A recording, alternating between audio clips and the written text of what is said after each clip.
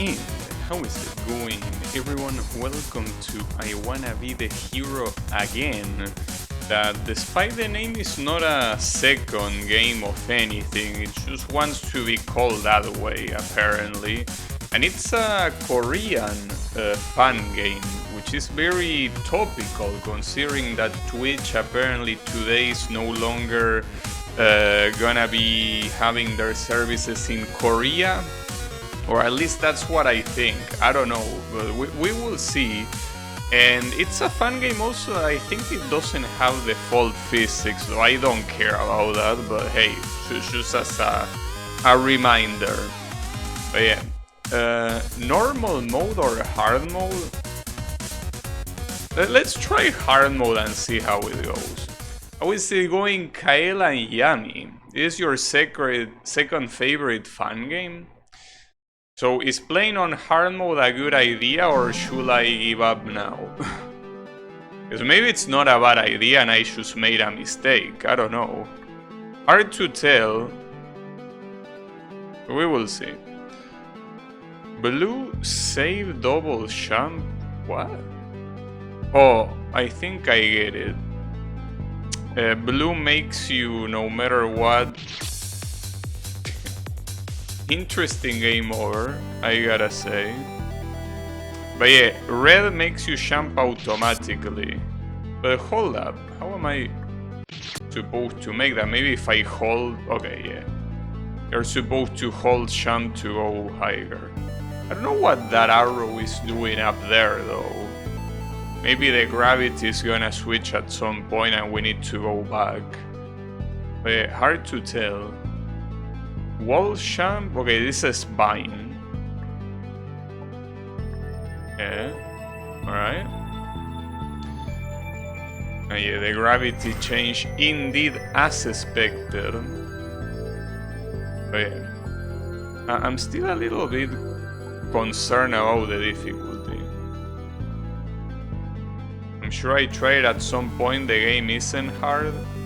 Yeah, I mean, that's what I saw on Delicious Fruit. It didn't seem like the game was hard at all. But then again, you know that in fun games with multiple difficulties, usually people rate it with one difficulty in mind, and that isn't always the hardest one, you know? Now stage start. Good luck. Alright, thank you. So, wait, what? 2-1 stage? What you mean 2-1? Wasn't that the tutorial? Wait, and now it says 1 stage. Okay. Yeah, this looks very innocent for sure. Wait, no way.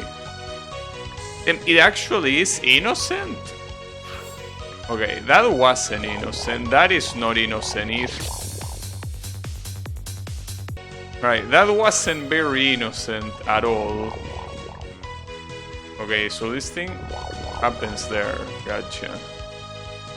But then, I'm actually surprised that I was able to ace a fun game you like, Yami. That is very interesting to me. Without you telling me anything. Very curious. But yeah, I don't know, you know that sometimes I just get into random ass fun games that I just find by accident. And this is definitely one of them. That's for sure. But yeah. So... how do I do this? Like that? Yeah. Indeed.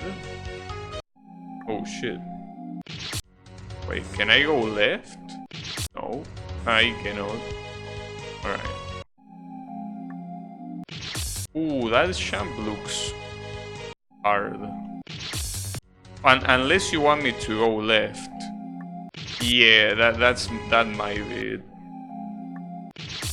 It's gonna be a little bit hard to land there. I mean, it's hard to calculate the jump. But what's on the left? Okay, it is the right way at least. We don't have any doubts. This... Nice. These vines also recharge your champ, so that's interesting. I don't know how I hit that, but that's fine. So, as you can probably see, if you are used to the fall physics, you can probably tell that the champ is a little bit more floaty. So yeah, if you care about that sort of thing, you might not like this game too much. But yeah, I thankfully don't. I do not. But yeah. Right. Promise that in a trap fun game like this one, with such quick traps, it's very hard to tell where you're gonna find one. Like, it's the kind of game that I don't think it's possible to dodge a trap. Also, there is an interesting thing that there is a game over music, but at the same time, it doesn't cut the current music that is playing, in the sense that it doesn't make the music reset. It just makes it stop momentarily and then it continues. Wait, can I? No, I cannot jump there. Oh, no, I need to jump left no matter what, but looks like a hard jump. And I think that I need to do it above the spikes, because I don't think a full jump can get through that. So yeah, it's like that, but it seems quite precise. Actually, I wonder if that's even doable. But what other option do I have? That doesn't work. Maybe I need to double jump. Or maybe it has to be... Oh, I get it. Okay, you need to switch gravity on the furthest arrow. Also, thanks for the ray add-in. How is it going? How did your stream go? Nice trap. Wait, but if this is a trap, where do I go? Unless... Oh, it's only a trap if you are not quick. Gotcha. How did it go? What did you even stream? I will assume a fun game. Wow. Why was that save so close to the other one? Huh. I don't think I was supposed to do that, was I? No, because here you will just go back, yeah. Made some progress in I Wanna Be the Ocean Princess. Oh, so you were the one streaming Ocean Princess. Yeah, I played that game some months ago. It's a very good game, indeed. It is definitely quite long, but it is a very good game. There are some screens that I might not be a very big fan of, but it was overall a good experience. So you just need to know that it might get a little bit hard at some point, but then again, I don't know what kind of fun games you are used to. It's good, but I'm so bad at Needle. Well, on the bright side, playing games like that makes you better at Needle.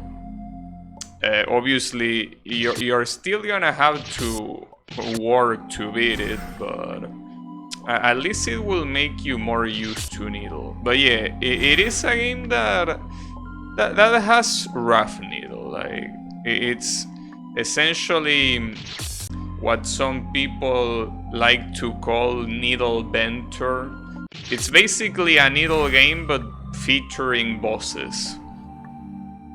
So yeah, at least it has gimmicks, so it's not like it's pure Needle that, you know, requires very deep knowledge of alliance and stuff like that. It's actually more based around gimmicks, as you can probably tell. But yeah, it's gonna take some time. I bet I wanna be the Justice before this. I didn't play that game, but I saw that it has quite a big difficulty rating, so it might be something that could be an issue for me. I mean, that's basically the only reason. Nice. The only reason why I haven't played it. But yeah, that's a game that I set my eyes on. I do know that it has an easy version, so maybe I should just play that. Hawks. It's a classic, but it's hard. Yeah, I can imagine that. But yeah, maybe one day you will see me playing that, but I doubt it, because it really seems that it might just be a little bit above what I'm used to. Not to mention that I will have to spare a lot of time for that game. So I will have to make sure I don't want to play anything else. But yeah, there are quite some games like that out there. Ocean Princess will definitely take a bit of your time. Just make sure that you know that, and it's gonna be fine. I'm not sure how to dodge that spike though. Like, you cannot make it fast enough. Right? Like, it feels like you always barely die to that. But what else could I do? Because I think that... Or, wait, a gravity refresher actually refreshes your champ. Just that it refreshes your champ pretty late. That's the issue. You cannot press it right away. You need to press it later. Or maybe not. Maybe it doesn't. Hold up. No, it doesn't refresh your champ actually. Huh. Can you choose champ? No, unfortunately no. It's a shame, but it seems that you cannot. How is it going? Assassin. The final room of justice made me take a 2-month a 2-month break from fun games. Yeah, that sounds like something, indeed. But yeah, I mean, there are some fun games that I am also quite guilty of. Well, I don't know if I should say guilty, but playing them made me take a break from fun games for a while. Especially with fun games that I didn't like, but they were well rated. Okay, that's how you do it. Wow, nice. Which is your favorite Toho game? If you're talking about official, it's either Mountain of Faith. Well, in fact, I think that it says that there, right? I don't remember. But yeah, Mountain of Faith and Imperishable Night. Just that Mountain of Faith is special since it's the first one that I want going clear. Though Imperishable Night, I feel like if we're taking a more objective standpoint, it's clearly... Wow, that was so close. It's clearly the best official Toho fan game, at least to me. Also, you probably shouldn't pay... I mean, it does have interesting stuff, the about section, but I will say that it's pretty outdated. Because saying that Toho is the thing that I play the most is an absolute lie. It used to be the case. It used to be the case like 4 years ago. So I am afraid that... Yeah. Which fan game did you say? No, I didn't mention any fan game. I said Mountain of Fate or Imperishable Night.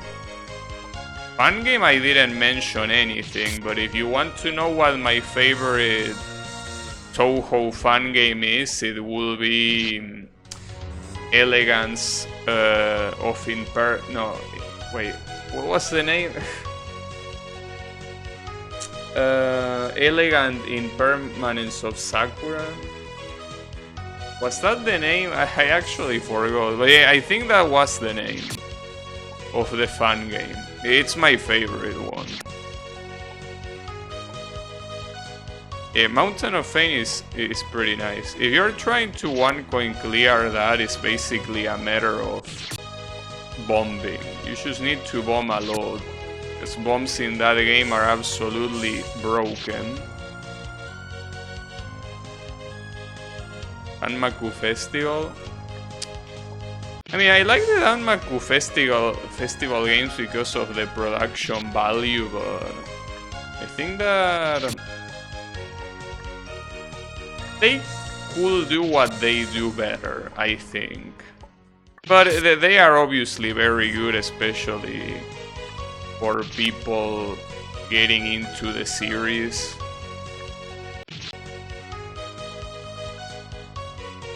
It's a nice game. I prefer the first one though, but the second one is also pretty cool. Just that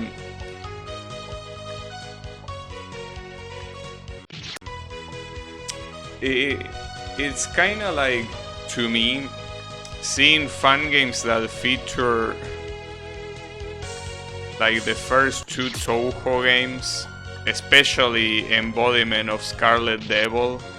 It's like it kinda makes me roll my eyes a little, because basically half of the Touhou fan games are about the Scarlet Devil mansion, right?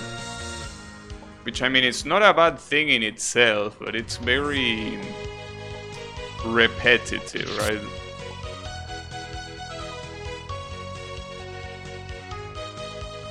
Yeah, fantastic Danmaku Festival with Touhou 8 will be cool, but I mean, if they haven't done it yet, I don't know if they are gonna do it.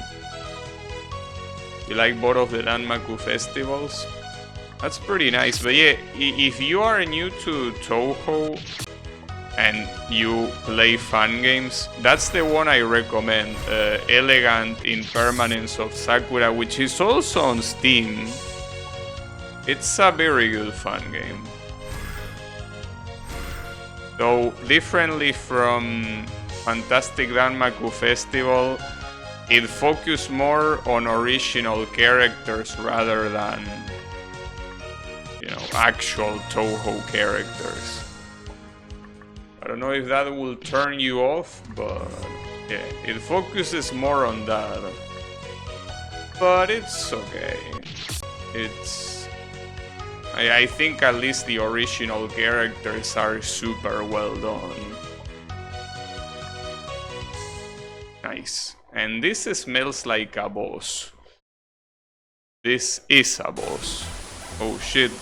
This is the dragon from Bubble Bubble. Don't know what his name is though.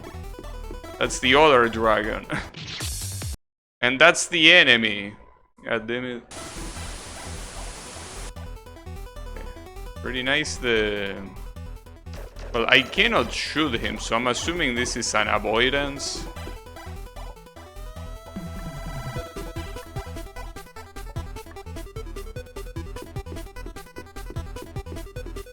Wonder if the whale is gonna show up. Oh, I can beat these guys though. So do I want to do that? Well, assuming that the screen is gonna get filled with them, I will assume. Also, how is it going? Draenor and Wasabi is called Bob. That's a cool name. The Touhou Luna Nights game. Yeah, it's a game that has very pretty looking pixel art, that's for sure. But yeah, I played it a very long time ago. In fact, it might be one of the first fan games that I even played on stream. It was some time ago, but yeah. The sprite work is very good. The game itself, I don't know if I'm that big of a fan, but at least the sprite work is some masterwork stuff, so at least it's very nice.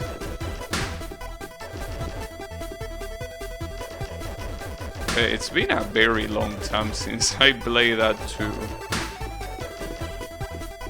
Couldn't have moved here.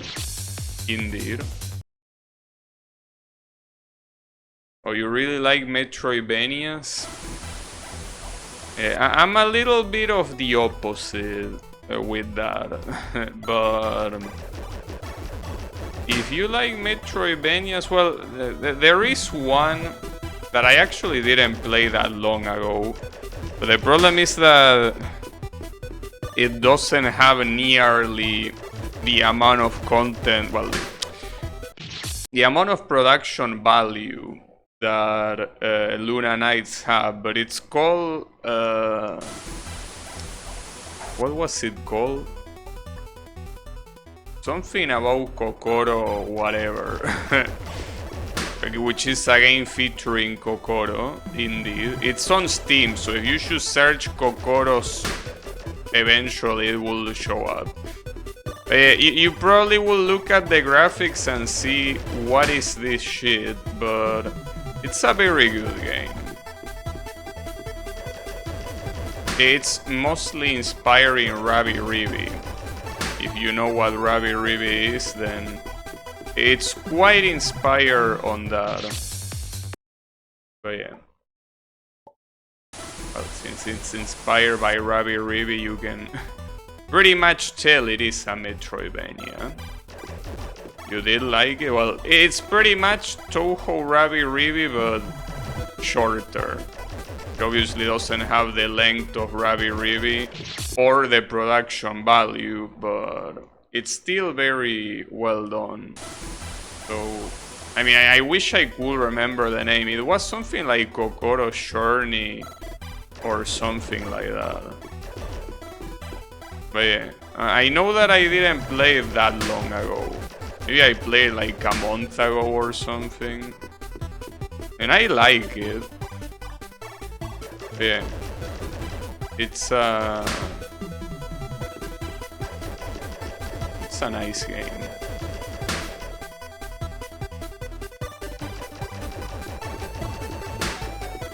Okay, I don't think it's a good idea to try to cross him when he... Yeah, exactly, that's the name, Kokoro's Gensokyo Journey. Indeed, that is indeed the name. But yeah, as I say, you probably look at the graphics and you can be like, this looks like shit. But it's a good game. Just that obviously, since it's a Doshin game and it's probably made by only one person, it doesn't boast the most pretty looking pixel art. But yeah.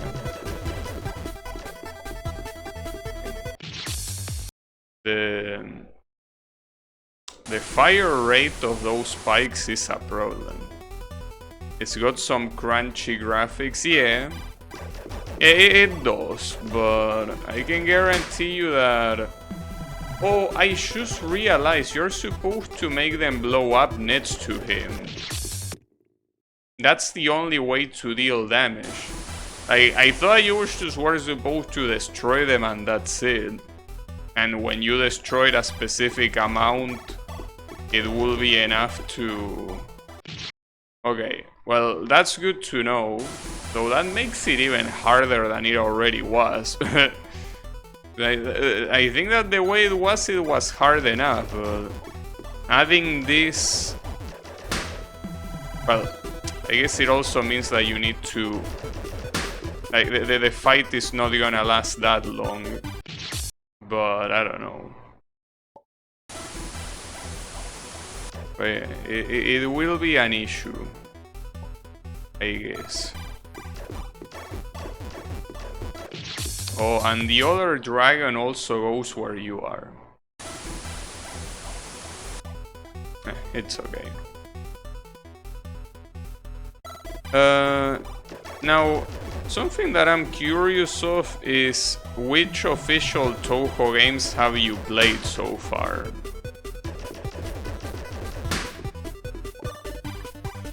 Because depending on that, well, I could recommend you some of the official ones.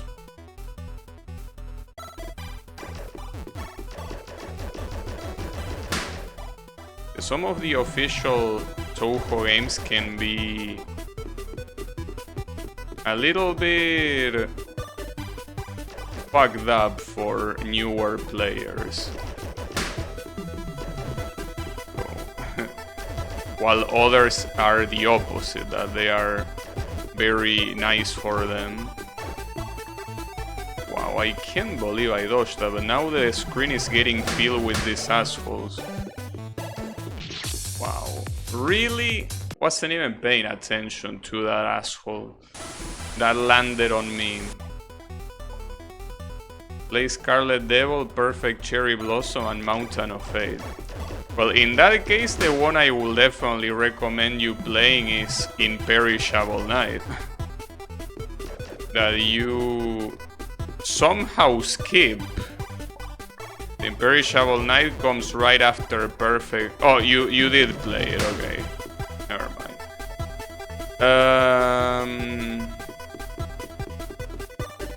I'm getting... That's gonna be rough.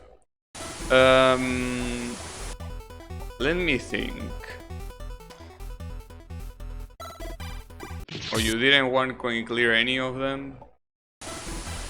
Well, if you want to get a simple one coin clear, well, Mountain of Fate definitely is one of them. But the thing about Mountain of Fate is that it's hard pattern-wise. It's just that the bombs are extremely generous and broken at the same time. So that's what makes the game a lot easier than it would otherwise be. But yeah, it can still be very rough. Because as I say, the pattern difficulty can get pretty high. So if you want a game with easier patterns, the obvious choice will be 10 Desires. 10 Desires in normal difficulty is probably one of the easiest normal difficulties that you have out there. So you have that. Problem is that the mechanics of 10 Desires are not particularly very nice. So if it's not that... Well, actually, hold up. I think I have the perfect Toho game for you. Since you're an I Wanna Be The Guy player as well, the obvious choice is Legacy of Lunatic Kingdom. That's Toho 15. That's the only game in the whole series to have a special mode that is called Point Device, where you have infinite lives, but basically every time you die you go back to a checkpoint. That checkpoint is usually like before a boss attack or before a specific section. So it's pretty much like playing an I Wanna Be The Guy fan game, but Toho. Oh yeah, that's Touhou 15. It's on Steam as well. Legacy of Lunatic Kingdom. I mean, you're not gonna find it like Touhou 15, but you will find it as Legacy of Lunatic Kingdom. So recommended. It's basically a mixture of those two things, pretty much. But yeah, the recommendation is for sure there. Obviously, it's something that probably won't make you too used to Touhou, because it's a one and done thing. There is no other Touhou game that does that. But I mean, it can still get you used to some patterns, especially since it kinda forces you to properly dodge them, right? You cannot just bomb spam or whatever.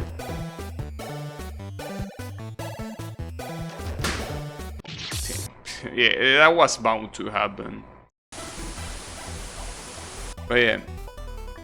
The rest is basically just practice, because there are some games that have some mechanics that make the game very easy to one-coin clear, one of them being Touhou 16.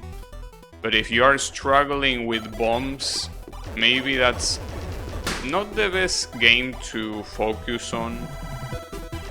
But yeah, for now I recommend that one, 15. So yeah.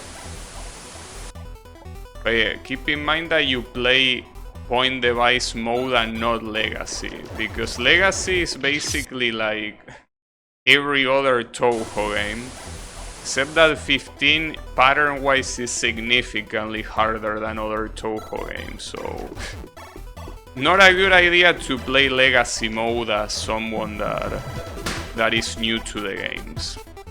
Also, thanks for the follow, Adin. I appreciate it. You must sleep.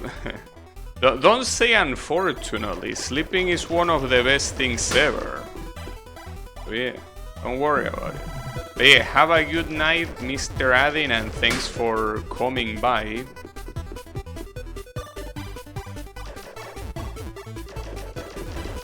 Oh, and thanks for the raid as well.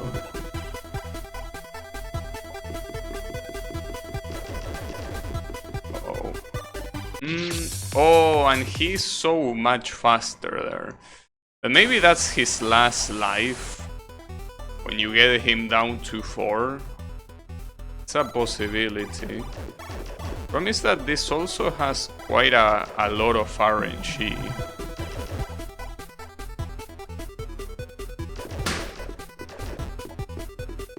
I will assume that a fight like that will be absolute hell for speedrunners, most likely.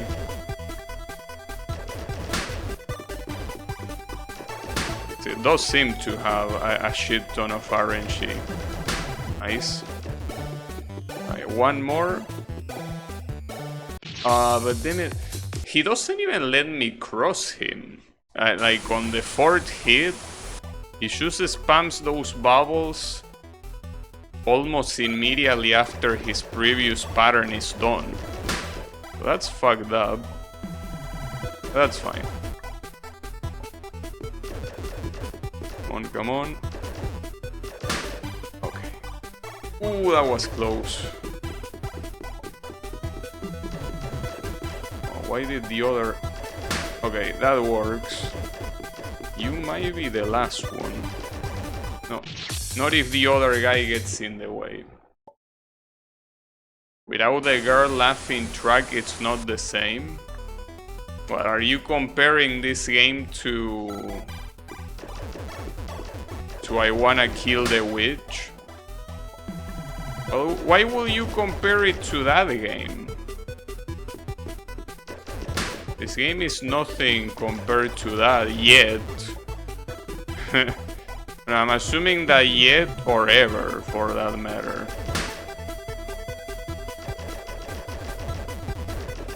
Ah, too early, goddammit.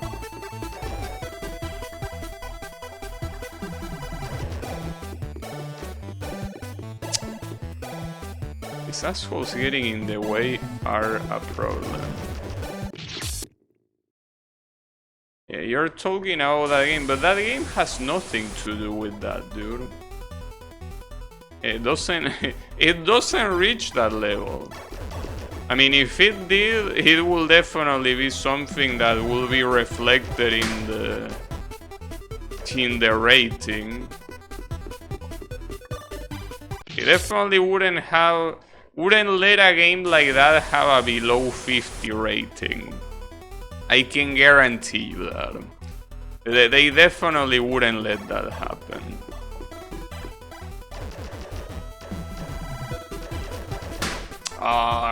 It was right there. Come on.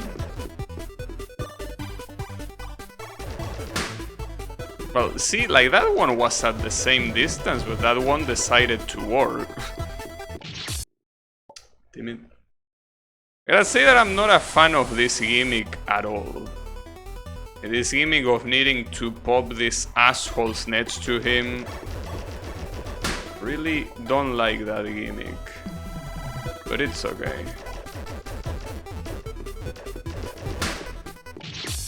And also the other random asshole falling wherever he feels like. I am not a fan of it, but it's okay. It happens. I mean, obviously, otherwise, if that wasn't the gimmick, this will be an extremely basic boss fight. So it makes sense.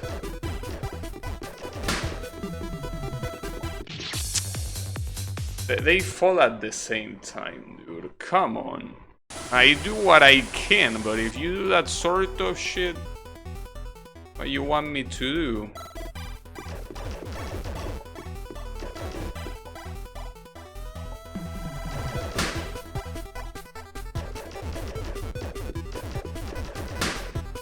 Alright.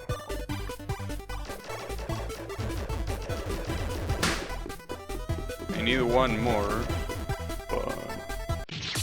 Yeah, that random blue dragon is an asshole.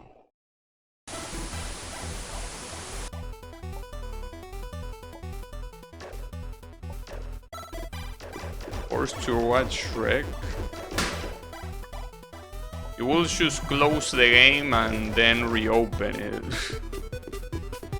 Pretty easy trick if you ask me. But yeah.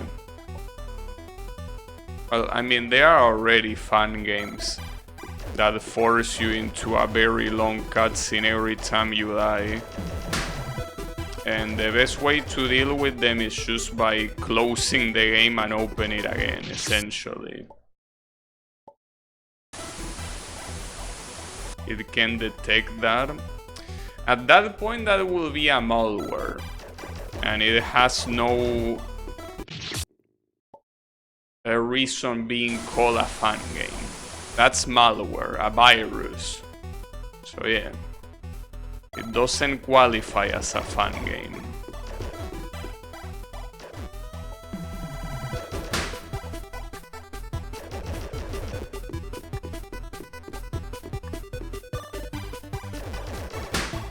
I hate when that happens so much. What a picky bitch. Like, seriously.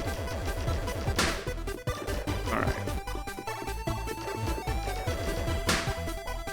Well, that one wasn't close, at least. The issue is here. I don't know what to do on that last one. Seems a little bit degenerate. Because you don't really have time to recover from that.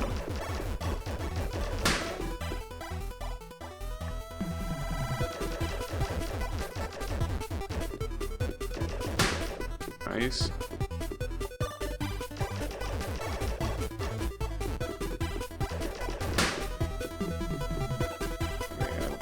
Yeah, but that's the problem, dude. Like, when I wait for the spikes to stop falling, you already started firing again. How do you want me to deal with that? Well, you need to jump before the spikes stop falling. That's how you deal with that. But it seems like here, if you get bad RNG at the beginning, like not having one of these things walking up to him, it's better to choose reset. So otherwise you just have a very big disadvantage. I fucked that one up.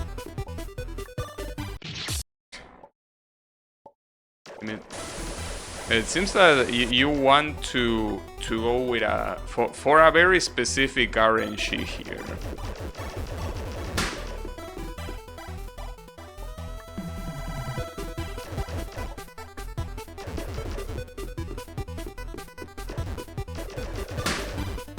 Okay. The issue is here. Okay, it let me jump this time at least. But he has one more, really? Ah, damn it, that's bad. Yeah, I'm 100% dead. But at least it seems that it is 5 hits in total.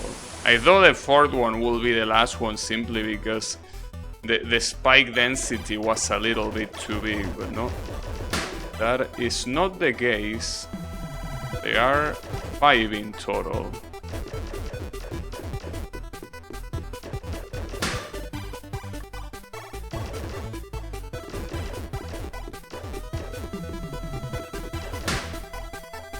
That actually hit him.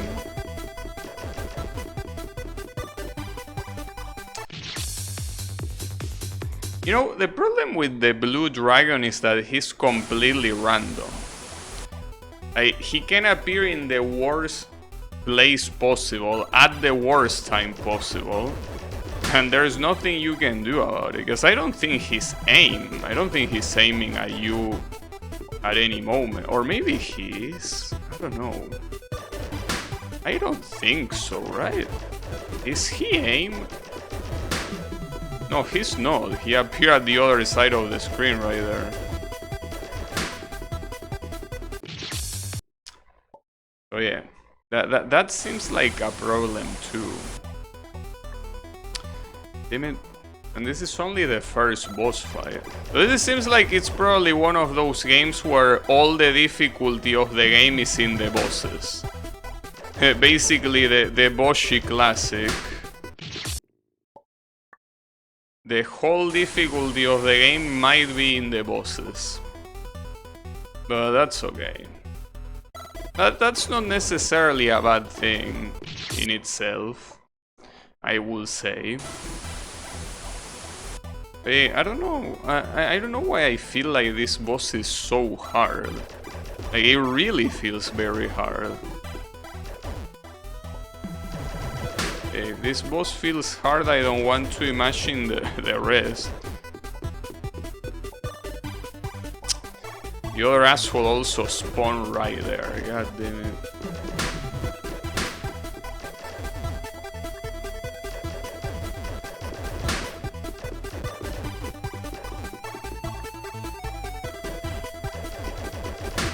Oh, wasn't close enough, damn it.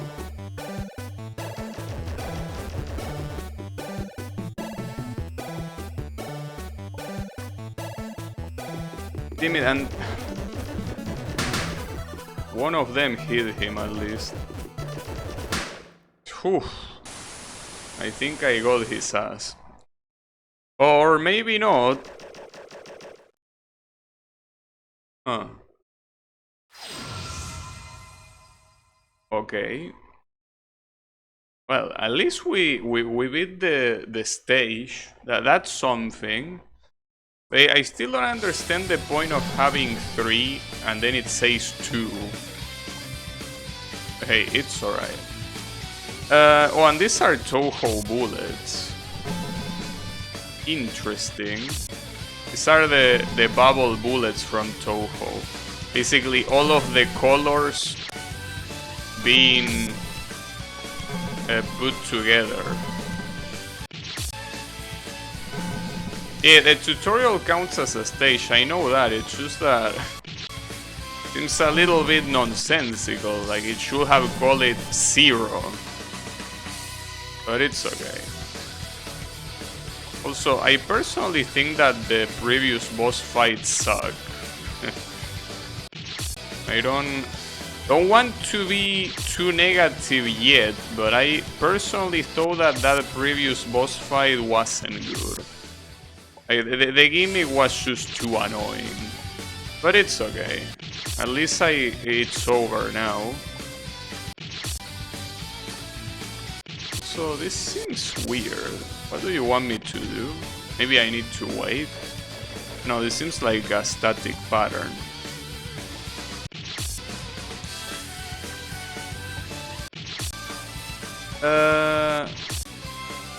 I don't think I get it. What exactly do you want me to do here? You do it too fast, that happens.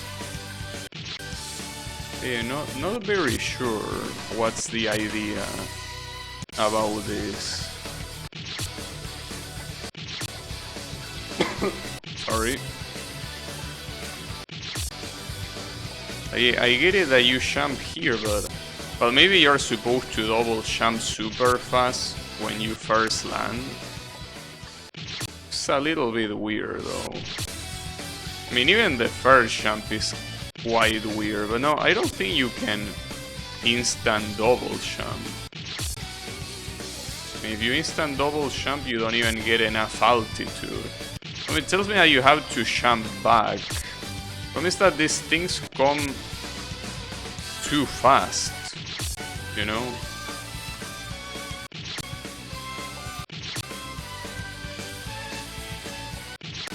Really not sure. It might be that. Otherwise I don't explain myself what to do. It feels like that's the idea, but the last bullet on the right side is too fast, so it feels like that won't work. But if I stay on the middle for another cycle, I think it's the exact same shit.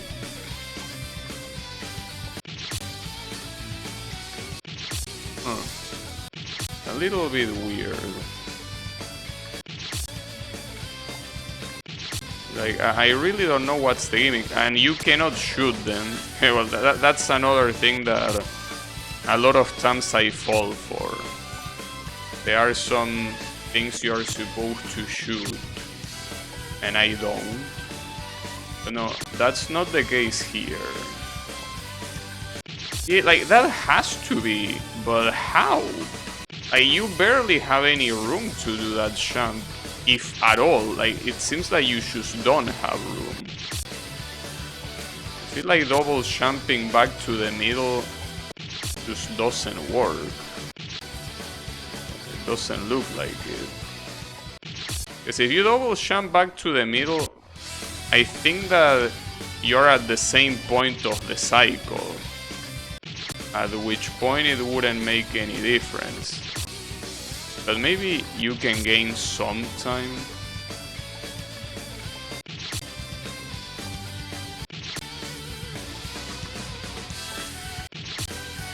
Because normally here you jump right after the 5th bullet goes up.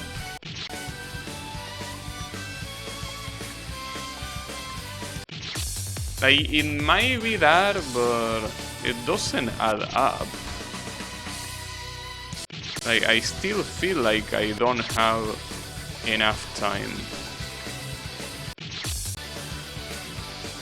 Hey Mikaya, thanks. What are you doing? I think more than luck here, what I need is brain. Oh, never mind. Maybe I didn't need that much brain. But hey, it's okay. I mean, judging by how the boss fight was, though, I might need luck for the next bosses. This one is definitely not luck. since there is no RNG. Doing good, nice. Yeah, I'm personally doing nice today. I thankfully made a smart decision of not playing Champ King as I was thinking of, and instead decided to play this fun game. Yeah, good brain.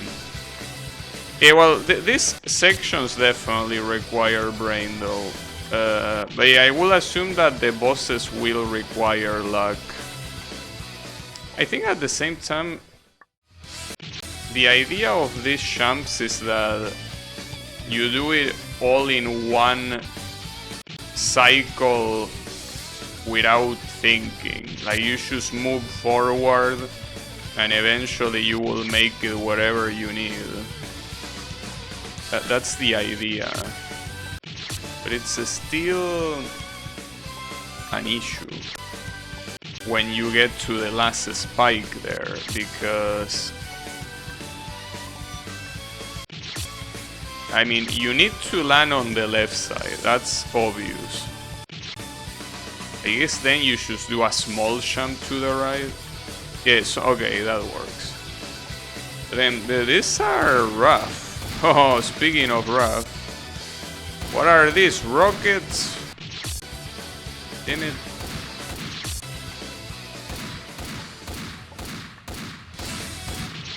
Yeah, it seems that the idea of all of this is to basically YOLO. Like, don't think about it, just keep going forward. Don't stop to think, just keep going. That seems to be the idea.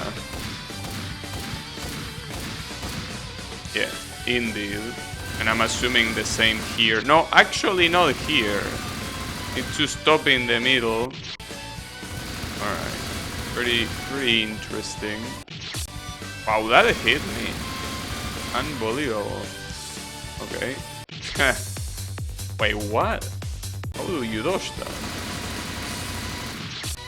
I'm not sure how to dodge that one actually. Because you have a lightning here. Oh. Damn. This is interesting because it's the type of... Like, this is platforming, but it's platforming that is like on the spot platforming, right? Something that it's as if it was an avoidance, but in reality it's still just specific precise jumps. Just that instead of jumping over static spikes, you are jumping over moving bullets, but the concept is essentially the same. At least that worked, but damn this. These are pretty interesting. At least this one has safe spots, right? Or does it? I think yes, because it is static. So you have safe spots. Problem is that the other platform doesn't have safe spots. So you need to YOLO. Well, you need to YOLO the whole thing, really. That's the idea of this level. You don't think, you just go forward. It's like that one stoner game, Cloudberry Kingdom, that is no longer on Steam, but you can look it up. It's a game that looks like very complex platforming, but in reality it's a game where you're just supposed to go forward and jump. Huh. That's some pretty nice looking rainbow, I guess. Okay. Can you make it to the other side before it loops? Because if it loops, I think you will be in trouble.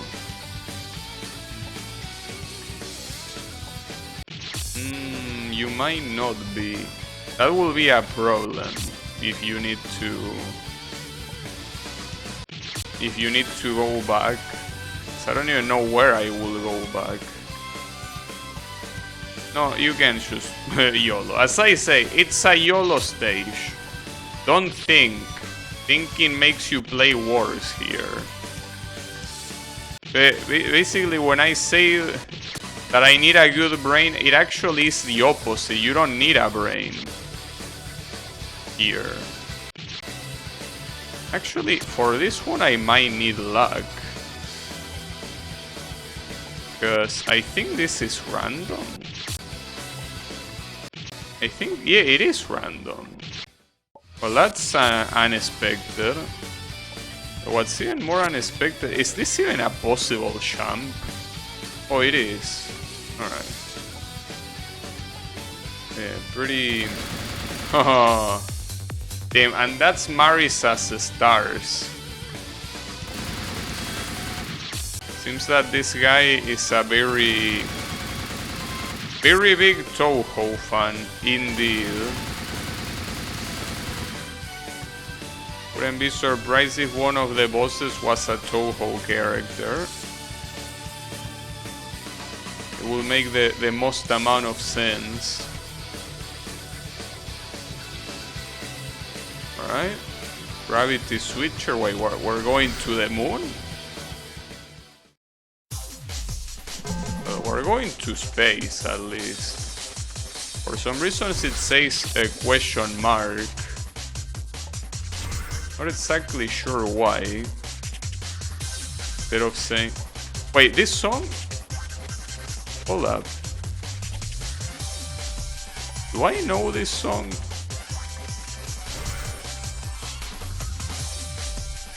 No, maybe not. I thought it was something else. You know, I don't think I know this song. But it sounds like the typical song from a PS1 game. Like especially one made by Namco. It's a very Namco sounding song from like the early 2000s. Yeah, maybe it isn't. Wait, I wasn't supposed to go here. Or was I? Hey, AC Borja, how is it going? Just here playing a fun game.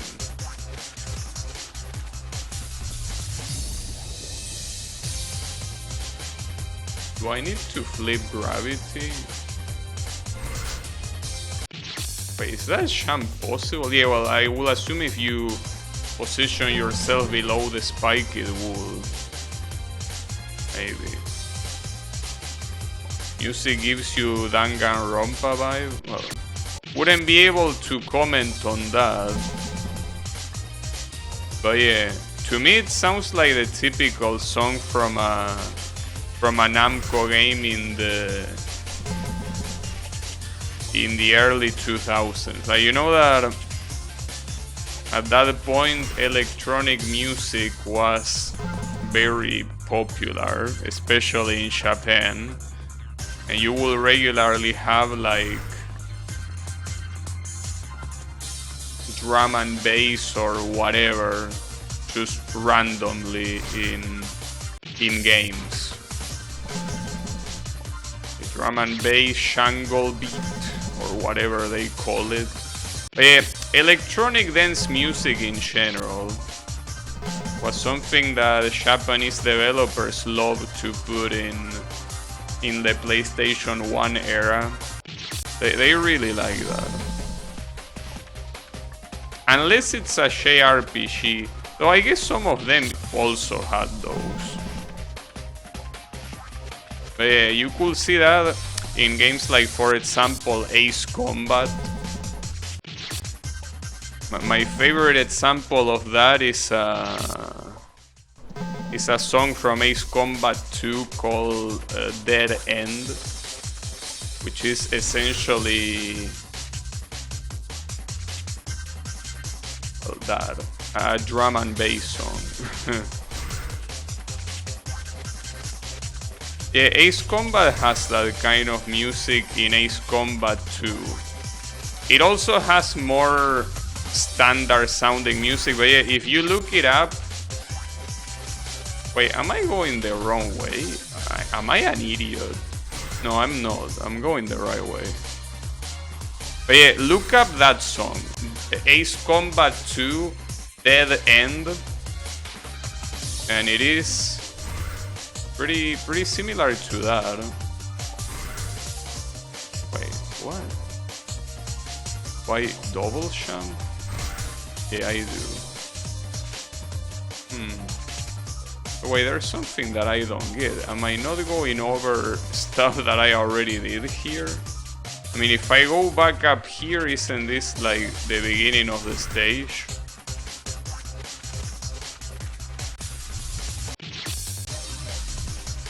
Am I supposed to be doing this?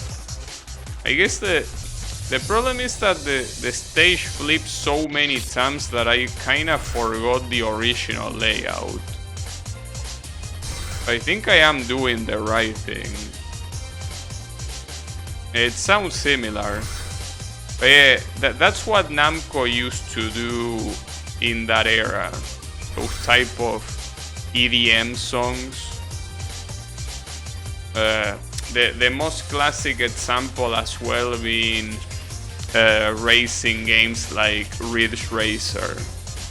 Well, the first two Ridge Racer games are quite guilty for using a lot of very generic EDM samples that are even used today.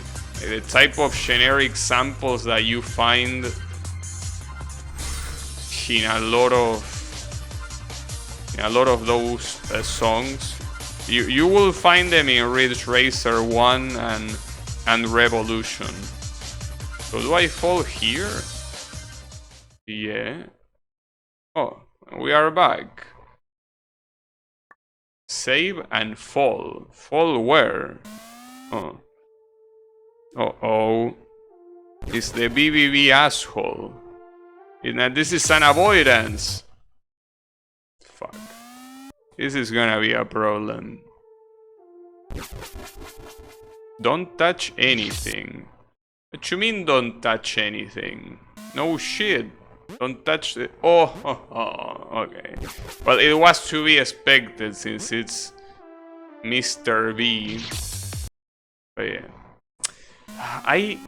I might be one of the only people that absolutely hates BBB physics. I really do.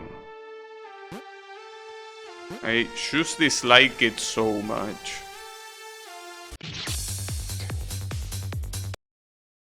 And I never played the original game either, and I probably will never play it. Cause yeah, it's the... I don't like gravity switching at all. But yeah, it's also... like the type of gravity switching that feels a little bit restrictive. Timer is 69 seconds, why? I don't know, you tell me, Mr. Creator, why. So don't ask me. Oh, you can skip that intro? I think you might be able to.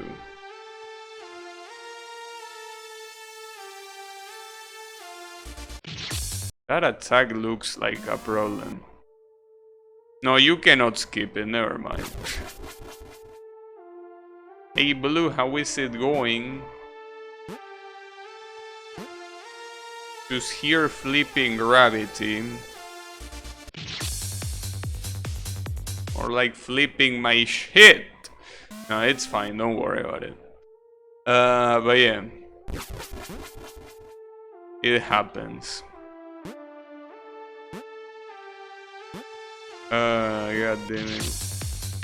I mean, the issue with that pattern with the cross is that that type of pattern makes sense with smaller bullets. But with bullets with these hitbots doing a pattern like that is evil. And patterns like bro, you are doing Toho patterns with gigantic bullets. I know that you're a Toho fan, but there is a reason why Toho has bullets with very small hitboxes. Precisely because otherwise you get this. Can't believe Gabby will swear. How is that possible? This is a family-friendly stream.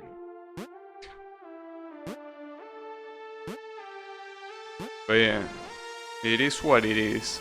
So you know that it's pretty interesting because I have the warning that my stream is 18 plus, that you need to be an adult to be here.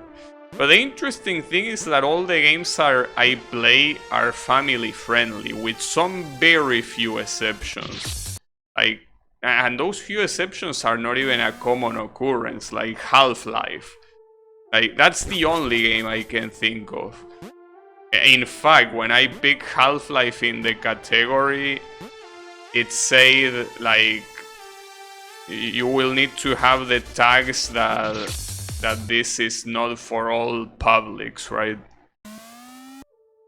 It's not for everyone because it has blood and whatever. But yeah, my stream is actually, aside from me, the games I play on stream are extremely family friendly. Like every single one of them. I cannot think of a single game aside from that one that is not family friendly. You know? Scam. And again, when I say family friendly, I specifically mean not 18 plus, which actually is not the same. Because family friendly will also imply that a toddler can watch it. And I don't think a toddler will watch something like Street Fighter. I mean, they probably do, and they probably watch war shit, but they shouldn't, you know? That's the point.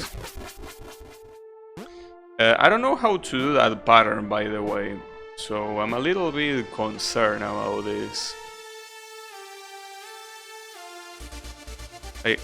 Yeah, like you switch gravity, but like you constantly spam it.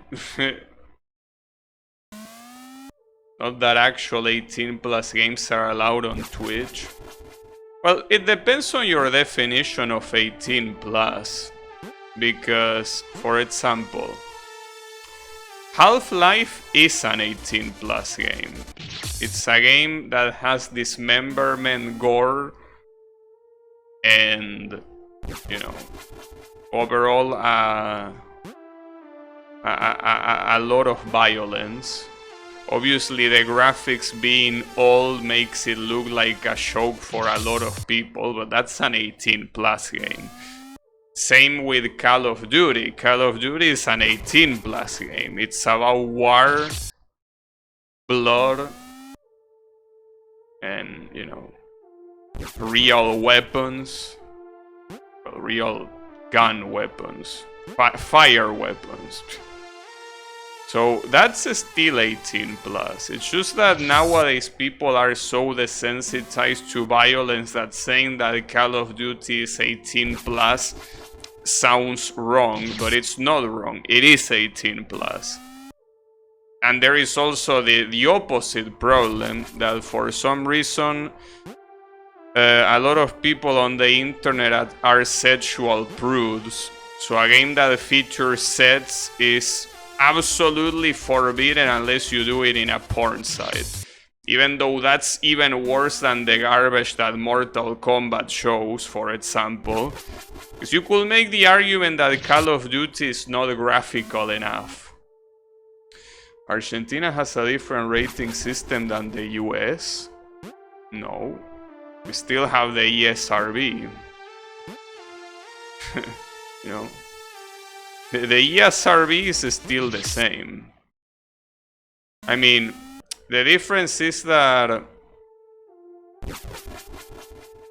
it doesn't matter because Twitch doesn't care about what's here on Argentina or not. But no, we don't have a different rating. We have the exact same thing. like the ESRB that I'm pretty sure that it's in the whole world, you know. Well, in most of the world. So I think Japan has its own thing. But yeah, here we just have the ESRB. Not like anyone gives a shit. Nobody stopped people from playing Mortal Kombat games when they were like 9 years old. So not like the rating system means anything here. But yeah.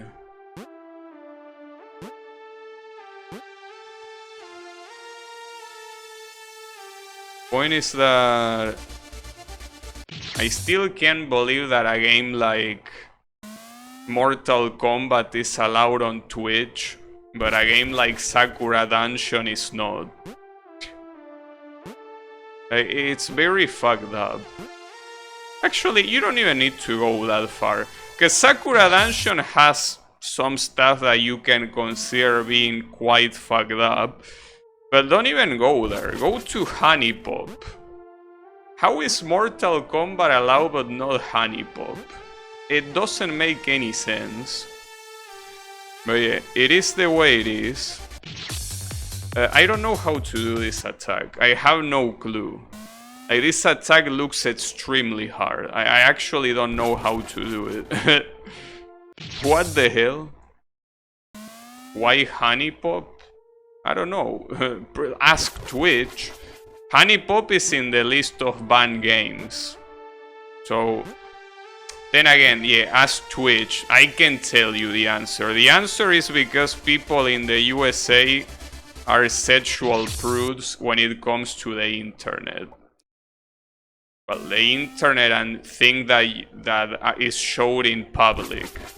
So something that is extremely grotesque and even not safe for life, like Mortal Kombat, is allowed to be showcased in full, you know, in full, well, I don't know what's the expression, but basically without any censorship. And yeah, something like Honey Pop that just has tits, and that's it, because that's the thing, it just has tits. It doesn't even have explicit scenes. It's just upper nudity. And no, that's too much. You do the Ed's attack without flipping to give yourself time. Yeah, I get that. The issue is that even when I have myself time to flip, I don't know what to do up there either. I feel like if Honey Pop is banned, then basically any game in tits has to be banned.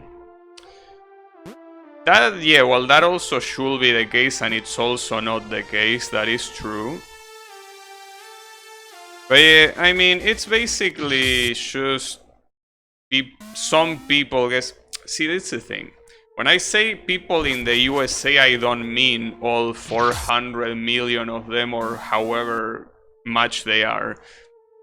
Obviously, I mean the assholes that are in charge of these decisions.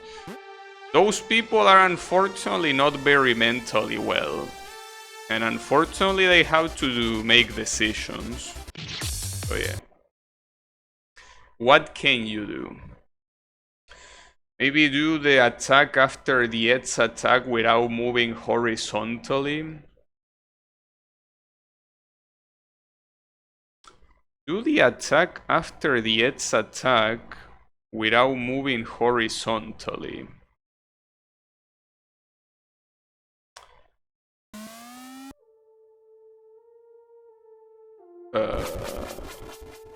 But I'm not?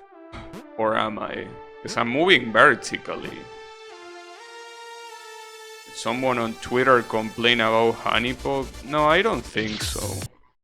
No, I think that it's just the typical double standard that the USA rating system have. I mean, it's the age-old topic of sets bad, violence good. It's been a topic since a lot of years. well, since a lot of years. That's not a good expression. But basically, it's been a topic for a while. The USA has that double standard that for some reason they still haven't recovered from. And I don't know if they will ever recover from, but yeah. It is what it is.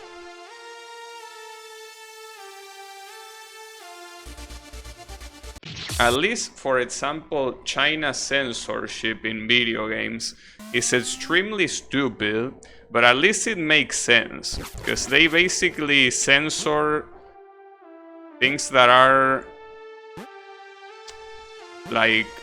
too sexy and that are too violent. They censor both things. Well, they also censor things like reference to skeletons. They censor stuff like they censor stuff that don't talk well about their government as well. Censor traps, yeah, you can say that. But yeah, at least when it comes to violence and sets, I think they are at least more like it at least makes more sense. Yeah, censored. Well, in fact, they also don't allow you, I guess depending on the rating, but they don't allow you to glorify characters that are supposed to be evil. To the point that Genshin Impact, for example, had to... Oh, that's how you do it. Interesting. Genshin Impact had to, for example, change the backstory of characters simply to make them playable. Because otherwise they wouldn't be allowed to be playable, which is pretty funny, I gotta say. And obviously to me it's extremely stupid. But at least... sorry. It's something that is more or less consistent. Again, it's stupid no matter what, but you can see the idea behind the censorship. With the USA, you can also see the idea behind the censorship, but you can also clearly see that it's a double standard. So yeah, it is what it is. That being said, all censorship is cancer, so they can all rot in hell for all I care. But yeah. Half the cast from Inazuma? You think so? Totore is coming back as a clone and is good now. Yeah, I wouldn't be surprised by that either. Correct. Correct. But yeah, it has to do... I mean, at the end of the day, it's all a matter of money, you know? The reason why so many companies treat sexual stuff as a super forbidden thing is precisely because there are a lot of credit card companies that if you have that, you are not allowed to, like, they don't allow to operate in your platform. The real question is why that's the case. Why those companies are so fucking prude. But whatever. Maybe one day they are all gonna die of old age, and eventually the people in charge won't be so fucking prude. But I don't know. Hard to tell. Yeah. You cannot really blame Twitch in itself. In fact, Twitch actually tried to allow, well, not so long ago, in fact, Twitch tried to allow nudity on stream, and they had to disable it. Well, disable it. They had to roll back the rule, and it's most likely because of that. Because credit card and financing companies were like, no, you take this out of the platform or you won't see any money. So the fault is of those people. Twitch is just playing along with those assholes, but the fault ultimately goes with that people, with the people with the money. As I say, why? I don't know, but hopefully whoever is in charge finally dies of old age, and someone that has more modern views can actually not be such a dipshit. And notice that I'm saying die of old age. I'm not wishing his death. See, I'm not even wishing he should get killed or whatever. No, I'm saying he should die of old age. Like, with a regular, natural death, nothing out of the ordinary.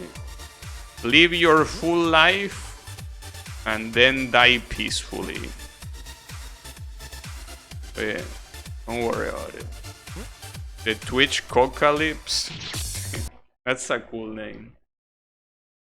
When they die, their son and daughters will take over, obviously. But there is a chance that those sons and daughters are gonna be more understanding. Or not, you never know. But it could be. And there is the blue comment, indeed, as expected. You should die of old age now.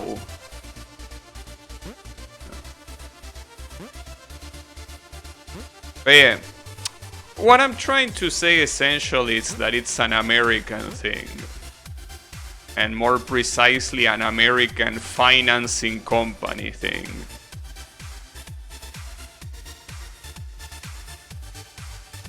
Yeah. You know that in the game The Binding of Isaac, there is an item called Money is Power?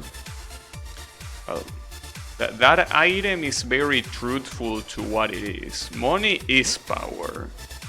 If you have money, you can basically control so much stuff. Even something as inconsequential as what is shown on a video game streaming platform. But yes, even something like that, you can control that.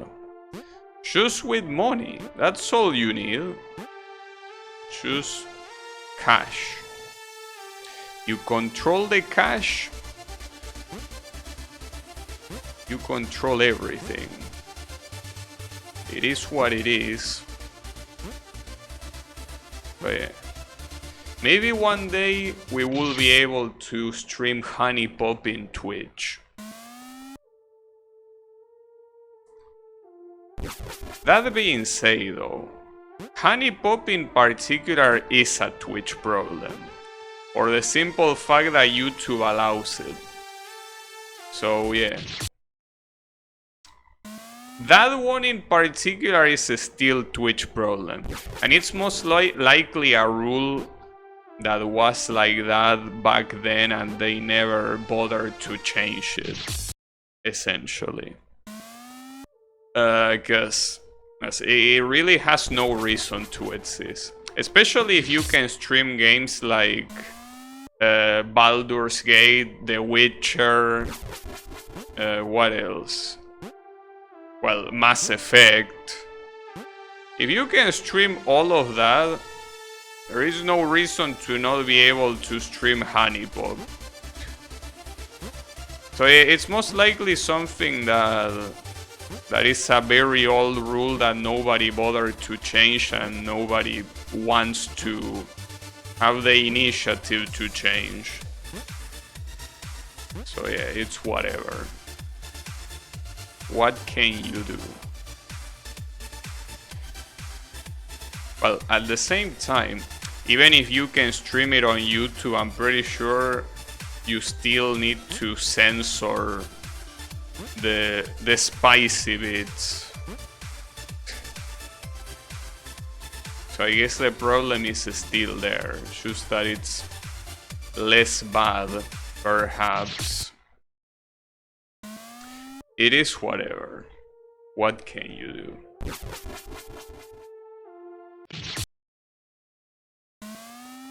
But look, at least,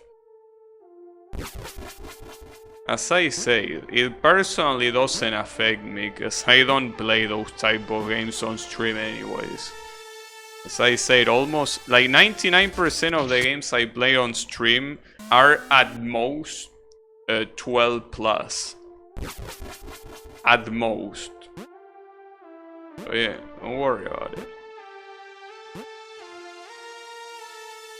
Yeah, don't date at night with 5 hearts, exactly. Hey, that's the thing. In Twitch you cannot even play the game normally. You are just not allowed.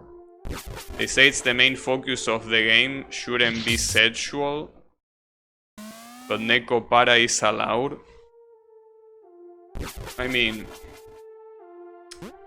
well, first of all, that obviously that rule is very vague.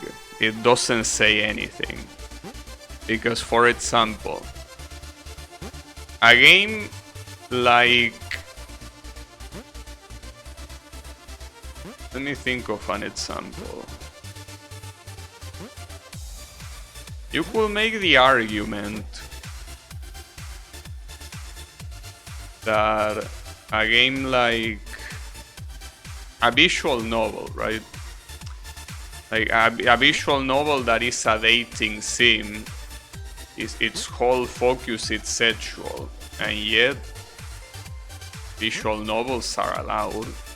Well, as long as they don't have nudity, that is.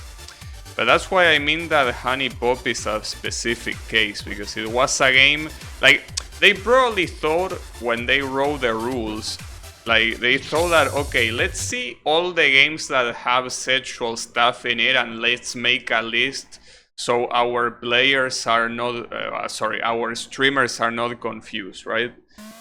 They didn't realize that the amount of sexual games out there are a lot. So I'm pretty sure that Nekopara also wouldn't be allowed. It's just that they didn't know it existed at the time. So yeah, that's why I say that it's a particular case. If they revisited the rules, Honey Pop will be allowed, as long as you don't go on the 5th date. Yeah, the main focus is the puzzle gameplay, I know. All these people are fucking Dishans. Can you believe that? The intricacy of a puzzle like Honey Pop, and everyone here focusing on tits. Unbelievable.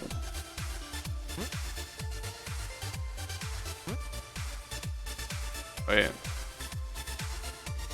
Better not knowing.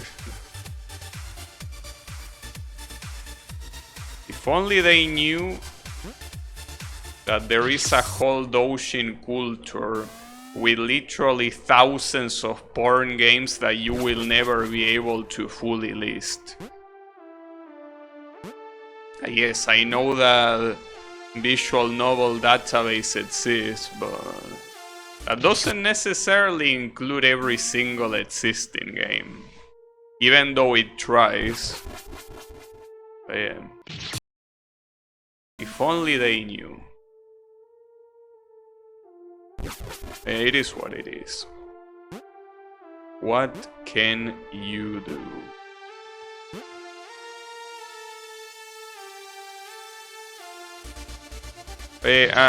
To me, regardless of if the sexual stuff is allowed or not, to me it's still mind-blowing that Mortal Kombat is allowed. Mortal Kombat should not be allowed under any circumstance in any platform that is not exclusively an 18+ platform. Like, to me, it shouldn't be allowed on Twitch, on YouTube, or any of that. And if it is, allow porn as well, because it's pretty much that. Except that it's dismemberment shit, it's gore. Yeah, it's just as bad. Or as bad. It's just as adult-oriented as any sexual stuff. I wonder if someone will regular sexy time with AI. They already do, I'm pretty sure, dude. Pretty sure some AI models already don't allow you to do stuff like that. So that already happens.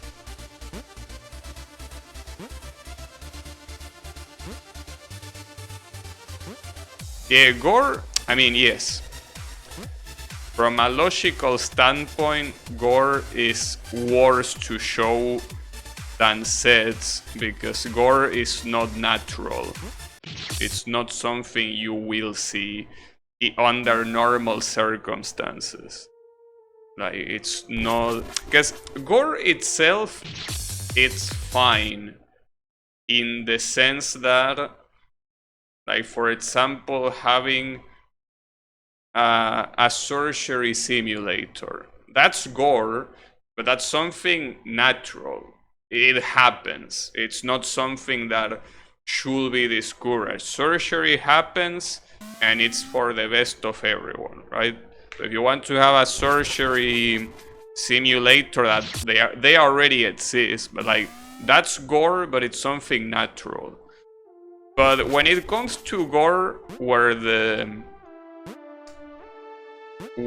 initiator is violence, that should not be allowed.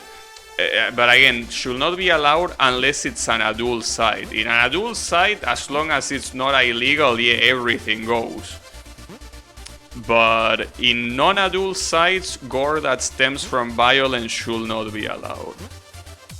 And I think that it's something that even has a parallel to sexual stuff. I think that sexual stuff should be allowed as long as it's not sexual violence. Like, anything that just depicts like a normal,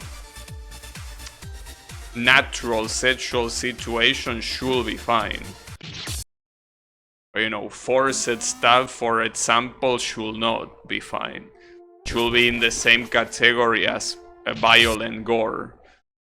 Like, it should be adult only, but regular ones should be allowed. If gore is gonna be allowed, that is. If gore is not allowed, well then yeah, it shouldn't be allowed either, and that's it. But Mortal Kombat is probably the most fucked up case of something that is allowed when it shouldn't be. But yeah. I do think gore is much worse. The dark turn? No, but I mean, it makes sense, to me at least. If you're gonna show natural gore and not violent gore, then you should also be allowed to show natural sets and not violent sets. It's as simple as that. And on the opposite, if you allow all types of gore, you should allow all types of sets. And conversely, if you don't allow any type of gore, you also should not allow any type of sets. I think it's as simple as that. But apparently it's not that simple for the American financing companies. So yeah. It makes money, so it's allowed. No, well, yes. But I think that that's only if you are looking at it from Twitch or YouTube's perspective. Because Twitch or YouTube perspective are like, okay, financing companies don't care about Mortal Kombat being shown.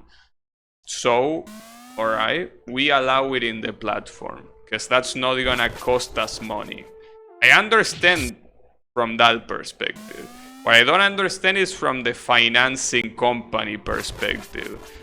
Because it makes money, so it's allowed. Yeah, Set's stuff will make 100 times more money than Mortal Kombat, in fact. You know?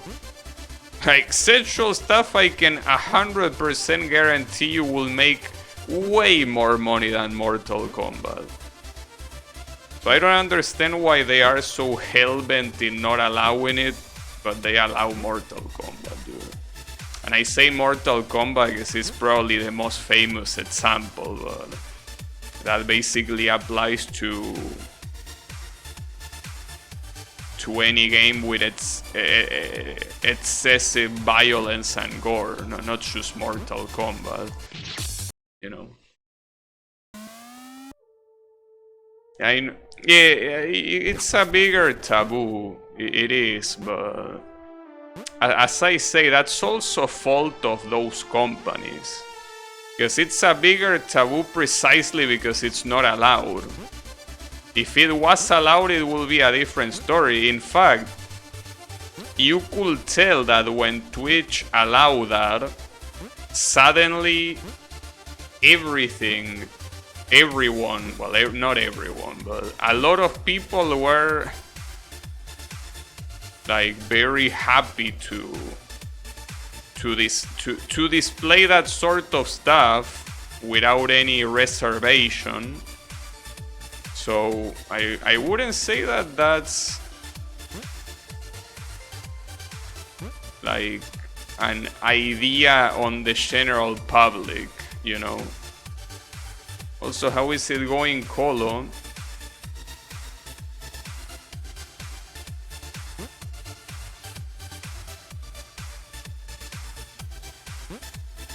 Okay. At least I got it. Took a while. No. I don't know if you could fall there though, but I would have been fucked up if you could. So we're on to another stage. If they were chill, maybe Twitch would have doubled down. I mean... Oh, Infinity Champ. Well, but it's Infinite Champ underwater, not regular Infinite Champ. Well, it says under the sea.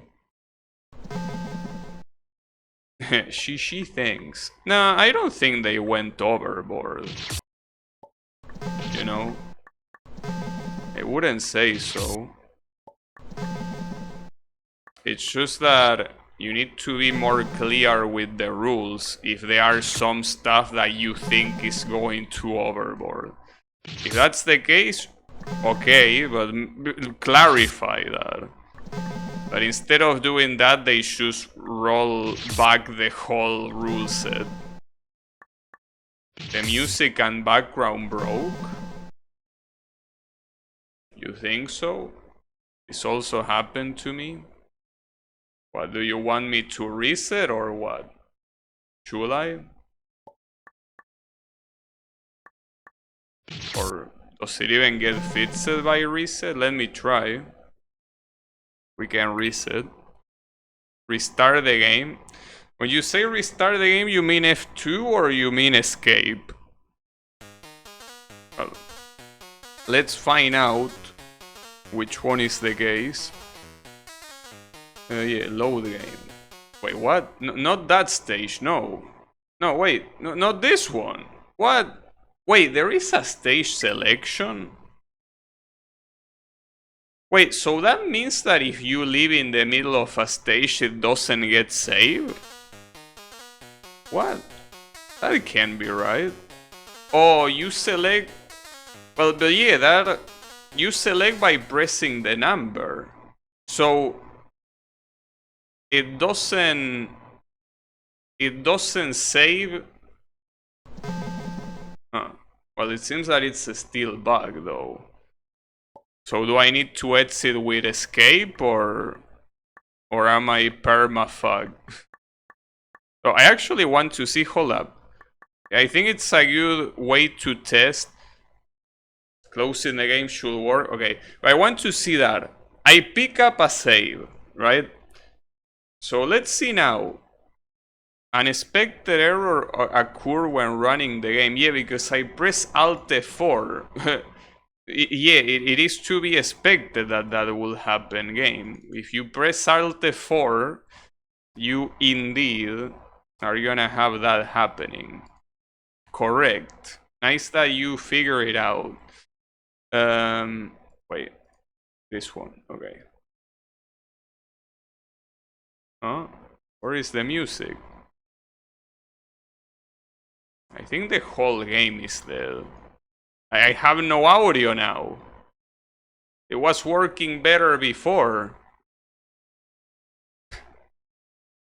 I think closing the game wasn't the right idea. Well, the background is back. Restart again, this also happened to me. Bro. Is it gonna have sound now? No. I have a feeling that this game is not working correctly.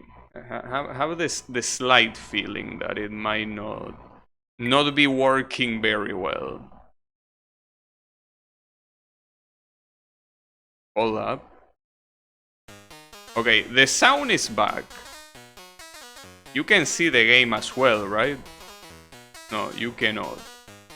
That's because the window capture latches into the first thing it sees, so if you want to have another thing, you have to reload the capture. Okay, it works now. So, will the background be back? I wonder. Interestingly enough, though, it does recognize the... It does recognize the save. And we also have music. Alright, thanks for telling me that. This game might not be that well done after all. It's okay though, don't worry about it. But yeah, it's weird that you have a stage selection, but you're allowed to save. Feels a little bit counterproductive, but I mean, at least you don't lose progress. That's what matters. But yeah, a little bit weird regardless. But yeah, that's the reason why you should try using Game Maker. I mean, I'm not saying that Game Maker couldn't bug like this. So for the most part, you have stuff mostly figured out. Mostly. Unless you get very fancy, it should be fine. This isn't anywhere near the most duct tape I've seen a fan game held together by. No, I mean, I will assume that there are fan games that are...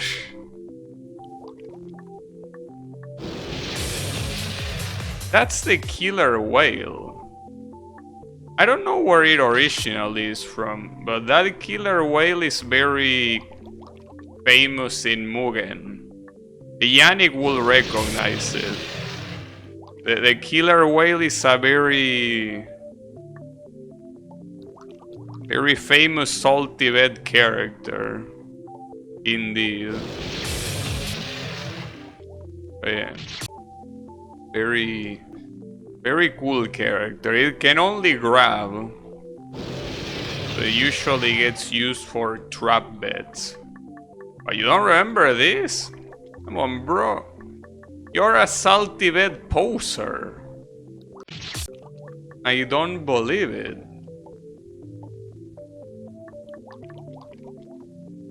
How can you not recognize the killer whale? It's like one of the most popular salty bed. I mean, you can even see the killer whale in one of the loading screens. Don't you remember that there is a loading screen about Dio and the killer whale? that is supposed to be famous because it was an upset. Like an upset with very fucked up odds. So come on, bro. I'm pretty sure you saw that image, didn't you? With Dio versus the killer whale. That's why the killer whale is so famous. It's also a very good character for scams precisely because the only way it can deal damage is by grabbing. So if you pair it against a character that is grab immune, it's a free victory. But obviously a lot of people don't know which characters are grab immune. After some research, the whale appears to be from Metal Slug. Yeah, you know that I was about to say Metal Slug. It's just that it doesn't seem to fit thematically with Metal Slug. But yeah, sprite-wise it looks similar to what you would expect in Metal Slug. I wonder where. Metal Slug usually has like military artillery and aliens. Usually not killer whales. But yeah. It looks familiar, but no solid memory of it. Well, in Salty Bed, when the killer whale is selected, basically the whole floor becomes water and the opponent is basically floating in a raft, in a wooden raft. So yeah, maybe you remember that. Or maybe not. Yeah. Very popular character. That's for sure. Yeah. The bullets are also shoot here. You never caught a fight with it? But that's like saying that you never caught a Bokosuka Wars. Oh, nice. A Bokosuka Wars fight. That's also another extremely popular character. At least tell me you saw that one. Like, come on.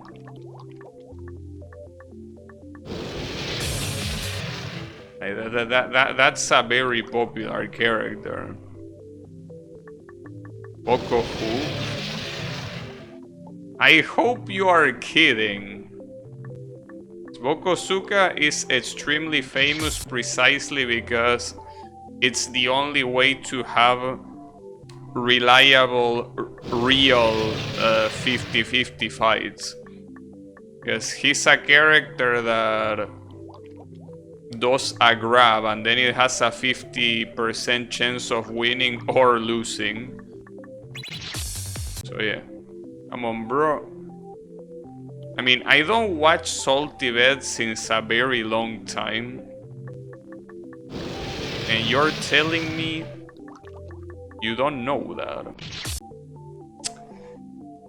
You need more Salty Bed.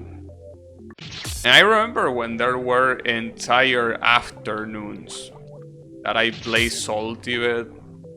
Well, played. I didn't play it, I watched it. I never bet. I don't like betting.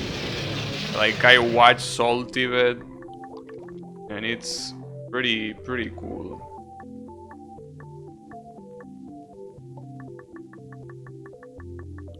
But that was mostly before I started streaming.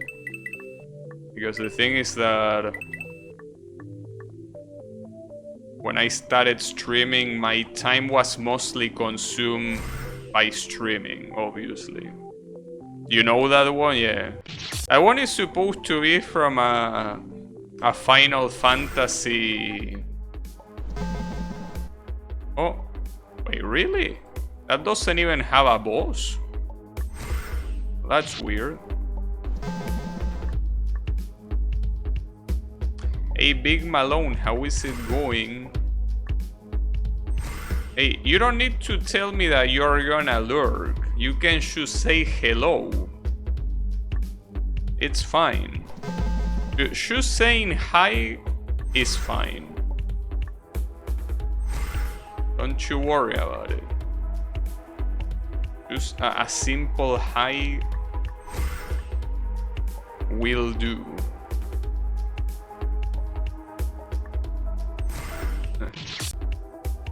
Hey, it's alright. just appears, and I never understood what it did. It does that. I think it does a grab, though I'm not really sure if it's a true grab. I think it is. So basically, when the grab happens, it's a 50-50 chance of them winning or losing. The only exceptions, obviously, is if there is anti-code. And there are a lot of characters with anti-code to Bokosuka. Precisely because it's such a popular pick. A lot of them is basically, if Bokosuka, then, you know, attack the Hellbar or whatever, because Bokosuka is also immune to almost anything. So you will get grabbed, no matter what.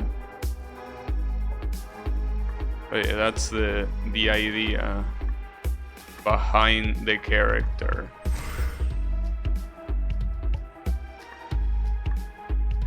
Yeah, there are characters like Rare Akuma, for example, that don't fall for that. They do not. But yeah.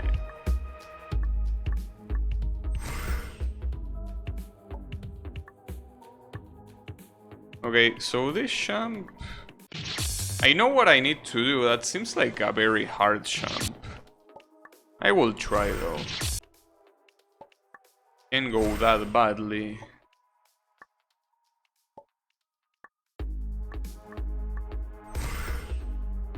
But yeah. If I'm not mistaken, Bokosuka, as I was about to say, comes from a spin-off of a Final Fantasy game, which, for what I understand, is very shitty. But yeah, the music is very funny, at least.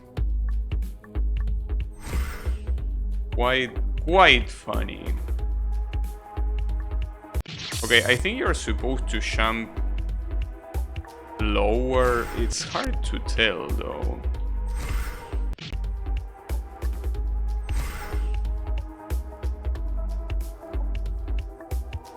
But yeah.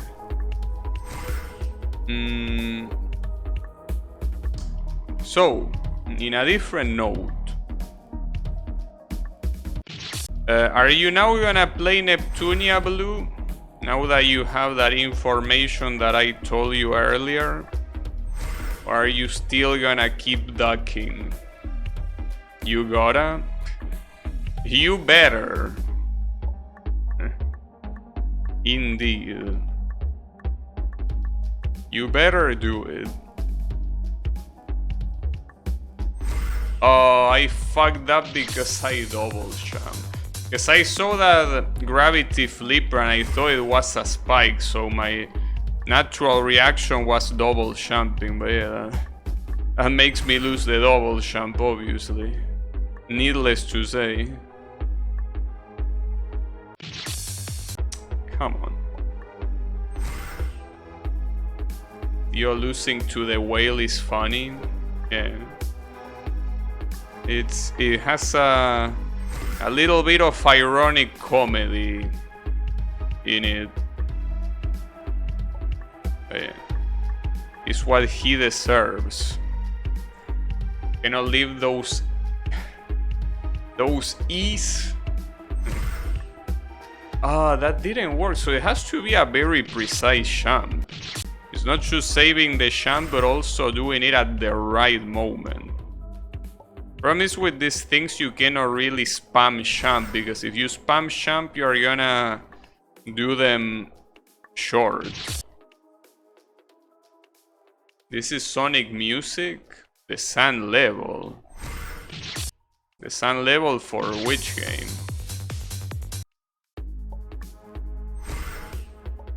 Because saying the Sun level in a game like Sonic can mean a lot of things. Sonic 3? No. No way. I can confirm that that's not the case. Like, I know the soundtrack of 3 and Knuckles, and it's clearly not it.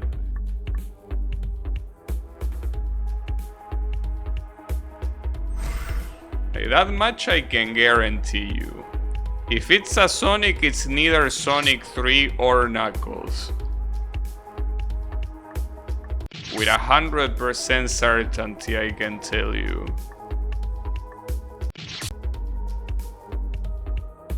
Yeah, really. The one in Sonic 3, yes. The one in Sonic 3 that is supposed to be an oil refinery is like an Arabian sounding song. Actually, is that Sonic 2 or is that Sonic 3? Wait, Sonic 3 stages are the Angel Island, Hydro City. Yeah, Oil Ocean is Sonic 2, yeah, that's right. So it will have to be Sonic and Knuckles, and I can tell you with 100% certainty that Sandopolis doesn't have this song in neither Act 1 or 2. I will know, I played that game so much as a kid. With Sonic 3, I didn't play it as a kid, so I still confuse levels with Sonic 2. But with Sonic and Knuckles, that game I played it a lot as a kid, so it's clearly not from that. I say Hydro City. Oh, the other option will be Hydrocity. It's the same shit. Just a different accent. But yeah, Sonic 3 is Angel Island, Hydro City, Casino Night, those weird ruins, Ice Cape, and Launch Zone, right? Those are the 6 levels in Sonic 3. And then Sonic and Knuckles, you have the Mushroom Zone, Flying Battery, Sandopolis, Lava Reef, well, the Sanctuary. I don't remember, it was just called Sanctuary, or was it called something Sanctuary? Well, the Sanctuary. And then you have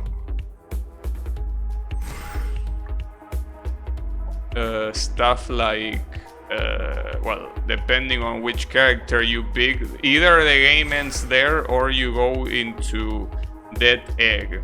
Yeah, it's called Sky Sanctuary. Oh, and the one in Sonic 3 is called Marble Garden. Yeah, that one. Essentially. Alright. What is this?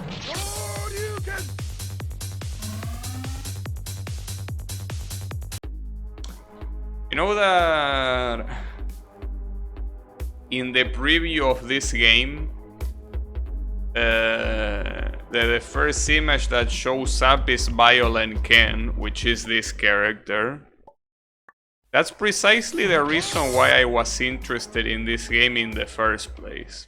Because it reminded me of Take the Time Machine 1 that had Evil Ryu.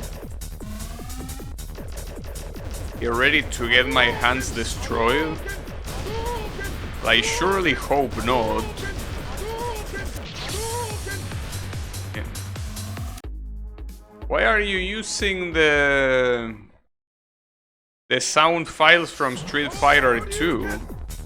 I mean, if you're gonna use Violent Ken, just use his lines from SNK versus Capcom Chaos. That's where he comes from.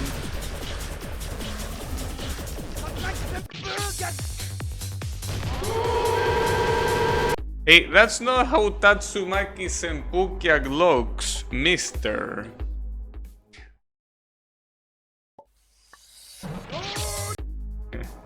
The Ryu Pogchamp? No, this is Ken.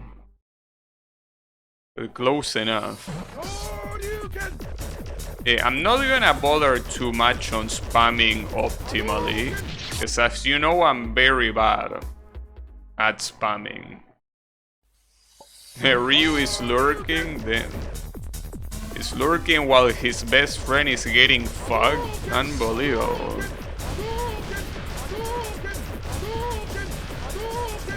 Ah, damn it. But yeah, it's okay, don't worry about it. It might take a long time, but it's gonna be fine. You just gotta believe. Damn, it's hard to time that shit, because you don't have any indicator. And he also takes a while to do it.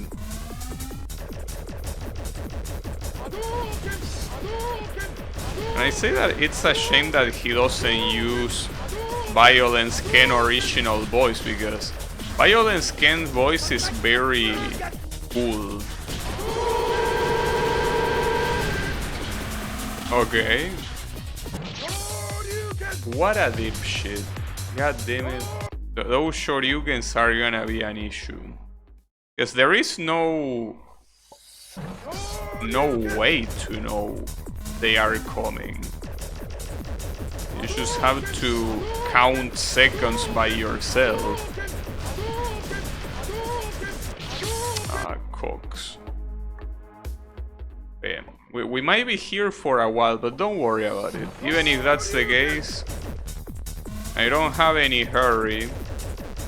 So yeah, don't you worry about it.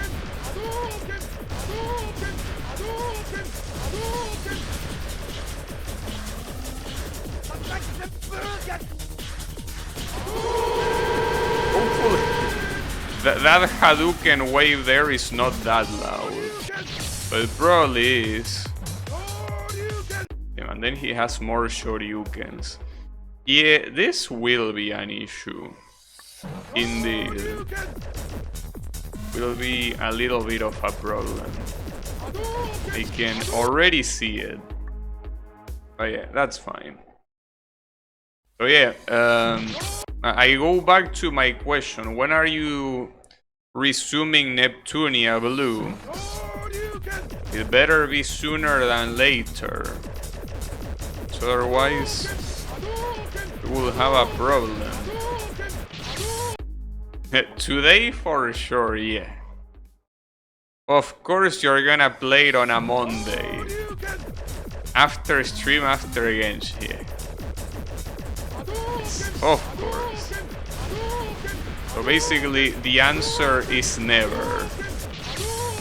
The answer it can safely be never. Indeed. Fuck this boss.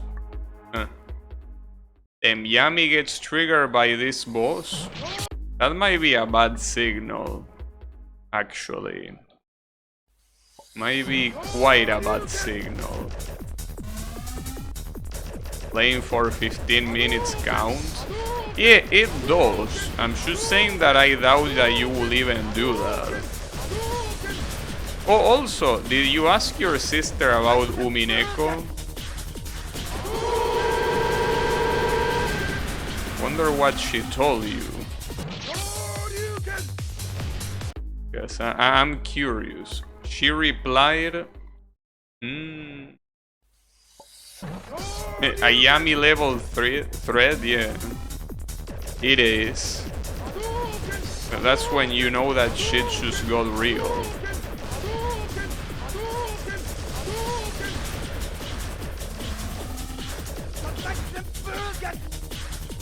But yeah. It is the way it is.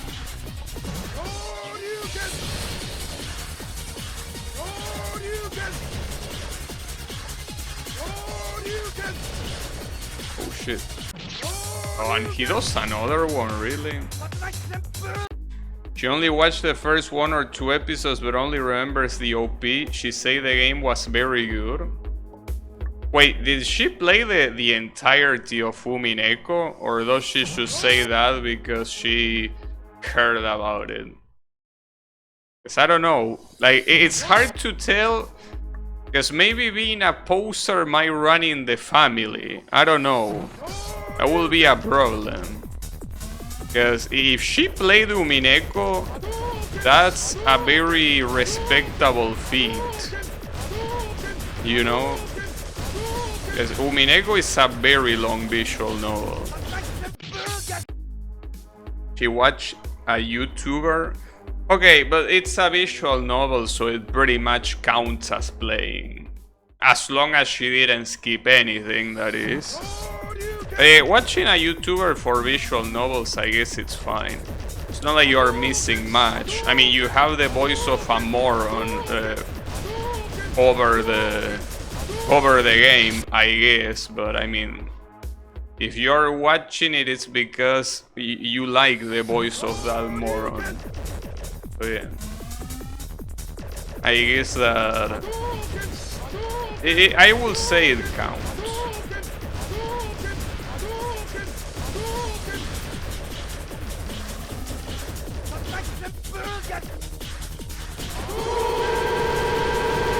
Oh, it was one of those video essays.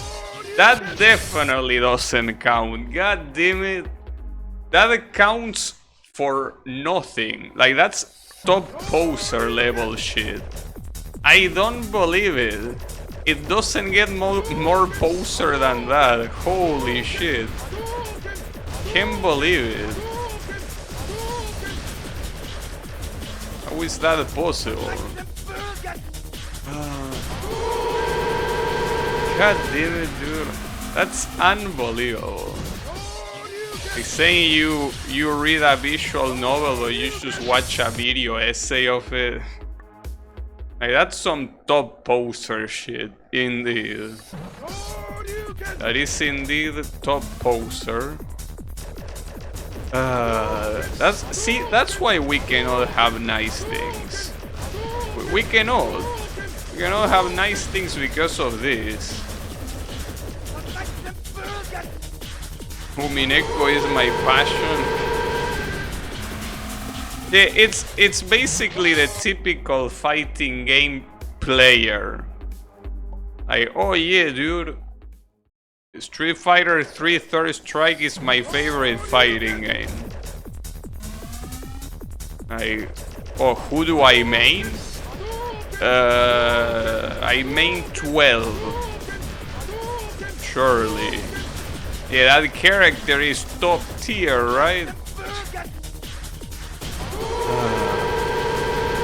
These people never learn. They don't.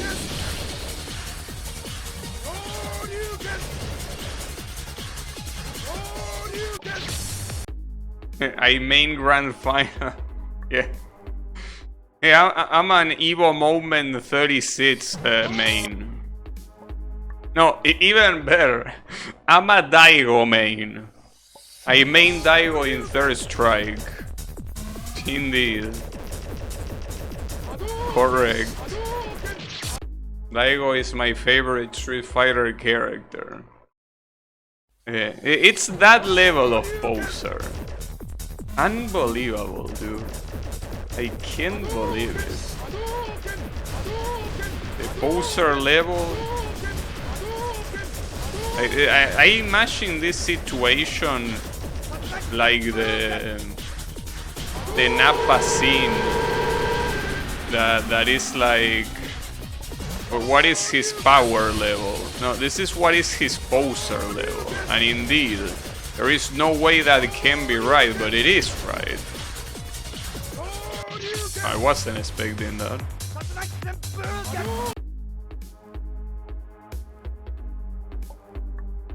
Hungry Bots Gaming? Wait, what's the problem with Hungry Bots? What did he do this time?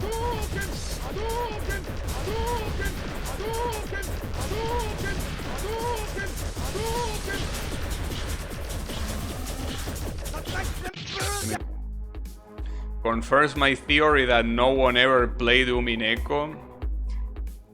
Well, technically Kyle played it. I want to believe that Kyle actually played and didn't watch a video essay. But I believe Kyle. I believe in his word.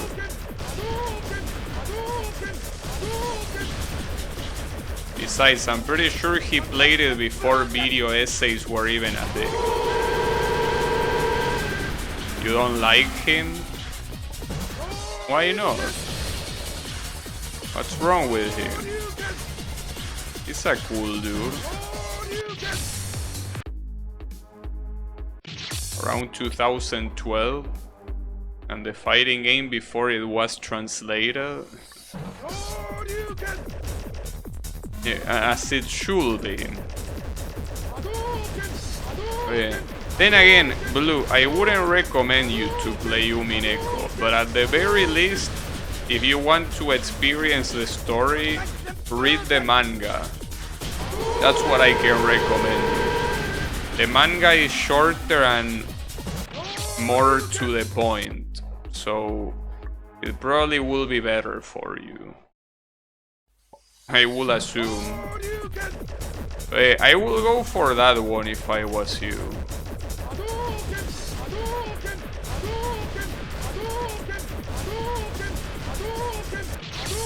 God damn it. So I need to lower the volume a little bit for me. If Netsunia wasn't enough dopamine for Blue, he will die before reading half Umineko. I mean, clearly, naturally.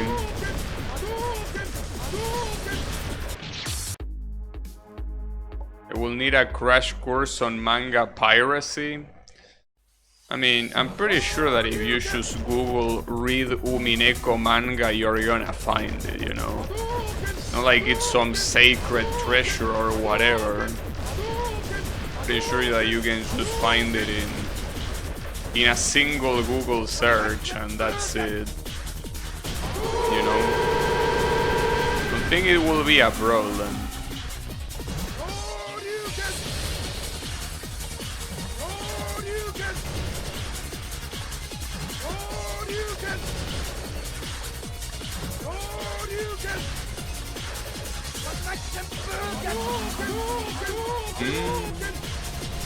Oh, I wasn't expecting that, damn it. I mean, it makes sense since the previous projectiles destroy the environment, but I was just not expecting the ground to give away like that. God damn it. Fuck. It is the way it is.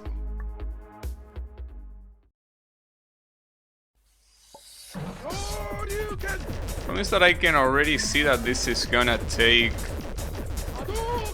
a lot of cycles. Like, it's gonna take at least 3 cycles.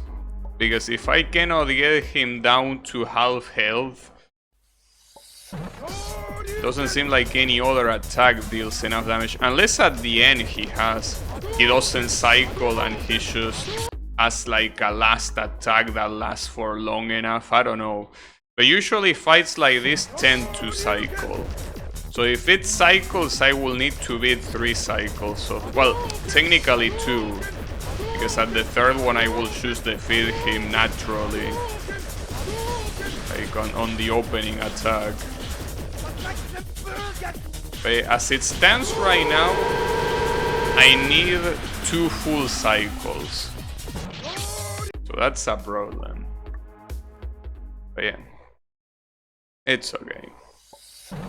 I can see why Yami wasn't very happy with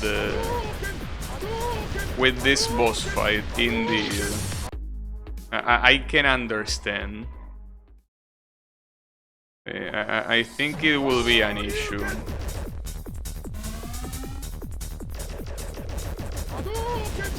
But we will see. I mean, I still haven't seen him cycle or anything like that, so I still don't know if he even cycles in the first place. So for now I can only keep going through the attacks. The problem is that this attack is very hard. Like, that's not an easy attack at all, you know? If it wasn't for that attack, I probably would have progressed a lot more, but that attack seems like an issue. We will see.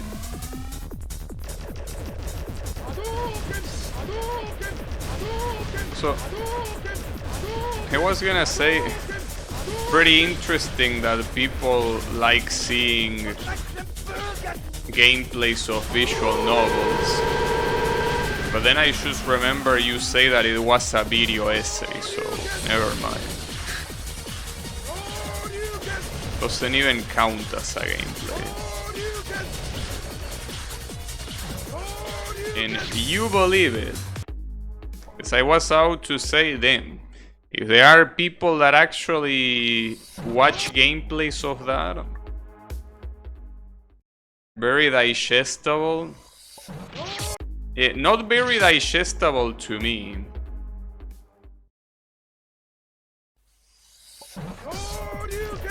Perfect video to eat dinner with.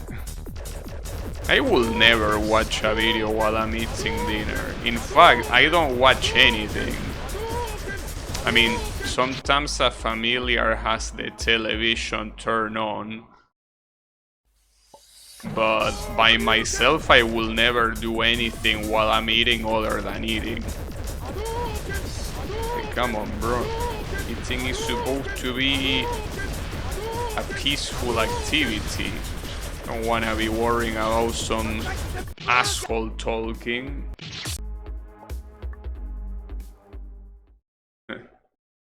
DM nudes.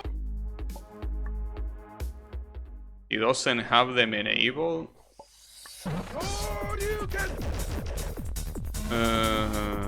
That's weird. Because I'm pretty sure I was able to DM him with no issues, right?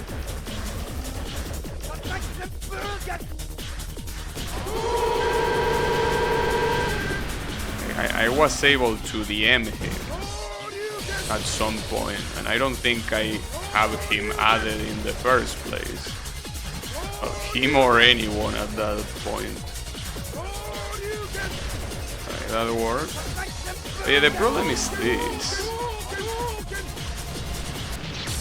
Oh, you need to move back. Problem is that... I will try, but can I really move back like it's nothing? Your settings override his. It could also be.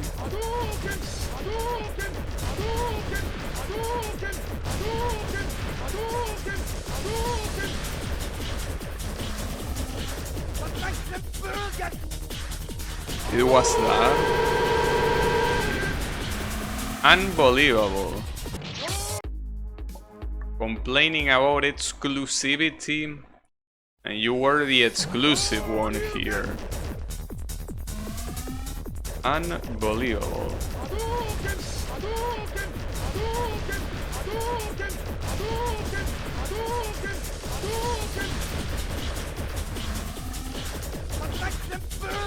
Right?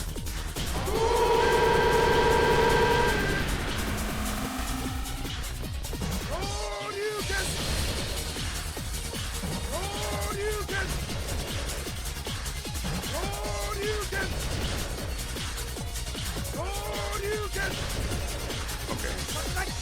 Let me see if I can do this.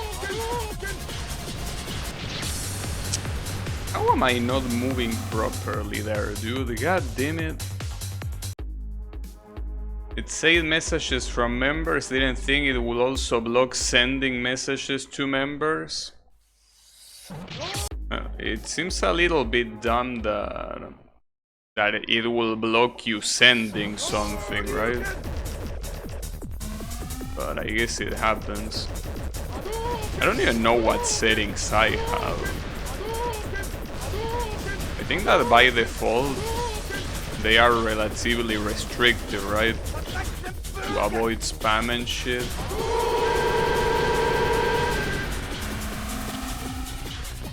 I don't think that you can call the Discord dev web devs. I mean, they most likely are, but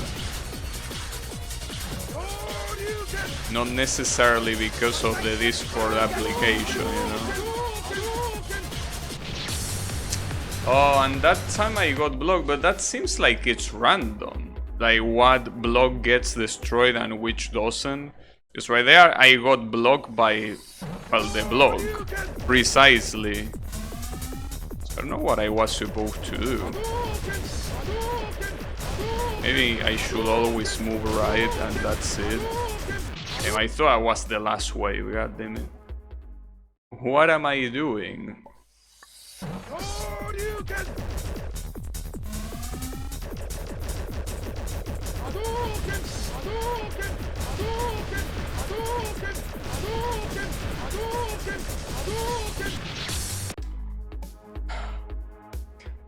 It's gonna take a very long time at this rate.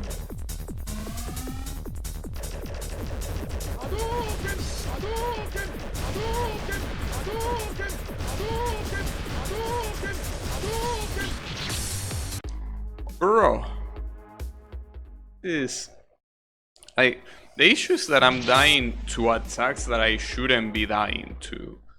But it's a little bit hard to even do anything about it.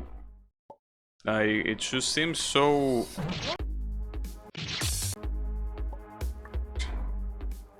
I wonder what he sent to you. I really wonder. We're wrong about a hit. Oh, that's what it is about. Interesting.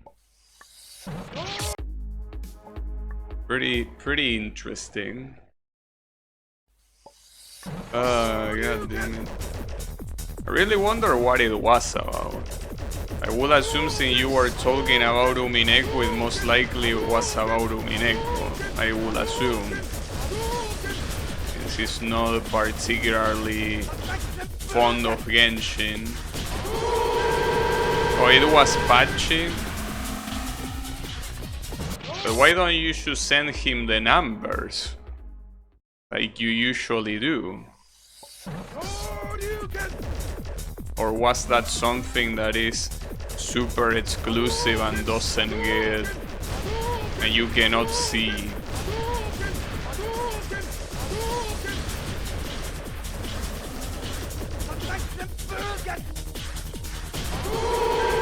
It was made with one hand. Very skillful art, indeed.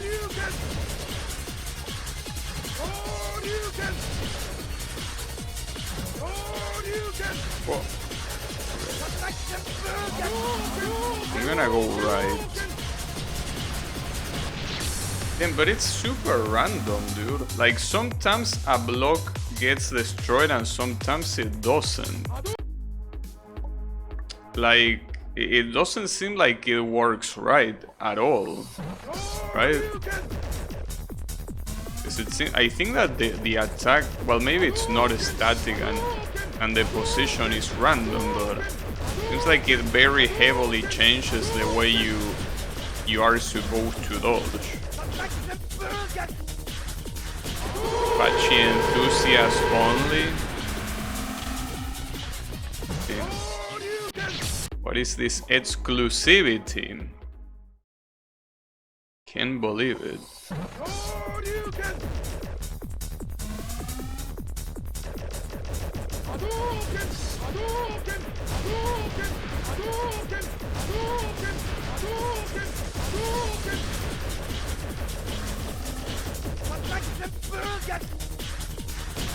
I need to see more of this fight to at least see how doable it actually is. Though I'm surprised that this is rank below 50.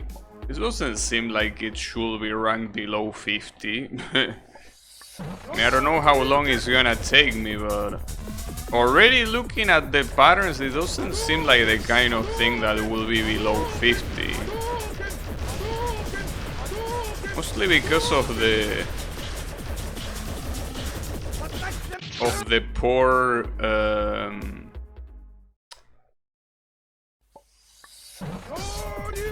forgot how it's called, but basically you cannot predict the attacks. You need to time them. Like, they are not telegraphed, that's the word. They are not telegraphed properly. That and the fact that there is some RNG at play. I can't believe that just happened. But yeah, this indeed seems like it will be a problem. I don't think I can even beat this today at this rate.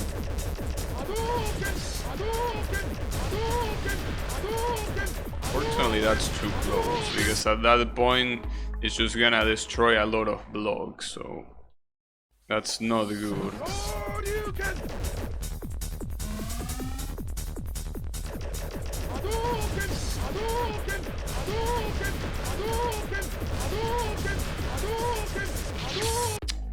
Damn it, dude. I wonder if this really... Because I think that the fight, including the background and everything, it looks very similar to I Wanna Take the Time Machine. I wonder if it was inspired on that. It might have been. And the fact that instead of Evil Ryu is Violent Ken definitely doesn't help. Because I think that in the Evil Ryu fight of that game, there was also like a falling background like this or something similar. Yeah, I don't know. Not very sure.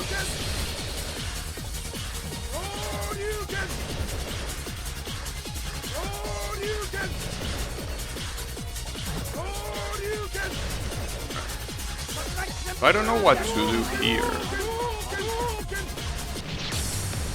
Like, you understand the issue? Like, the blocks that get destroyed are completely random. How am I supposed to dodge that? Like, I don't think it's something that you can react to at the moment. Like, I think you're supposed to get lucky and that's it.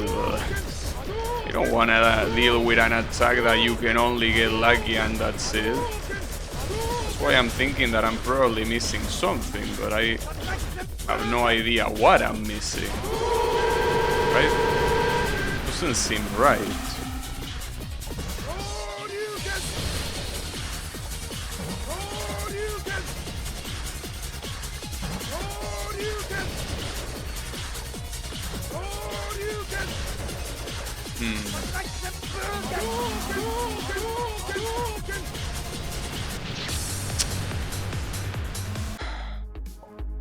I mean, positioning yourself in between those projectiles is already hard enough. But what doesn't help is that the environment changes randomly. Seems like a very bad combination. The worst part is that it seems like the kind of attack that doesn't seem that hard, which means that the creator has most likely something even more fucked up coming afterwards. Because to him that attack is probably very easy. I'm a little bit afraid of what I can expect here. Alright, then what? It repeats. Okay, so that's the cycle.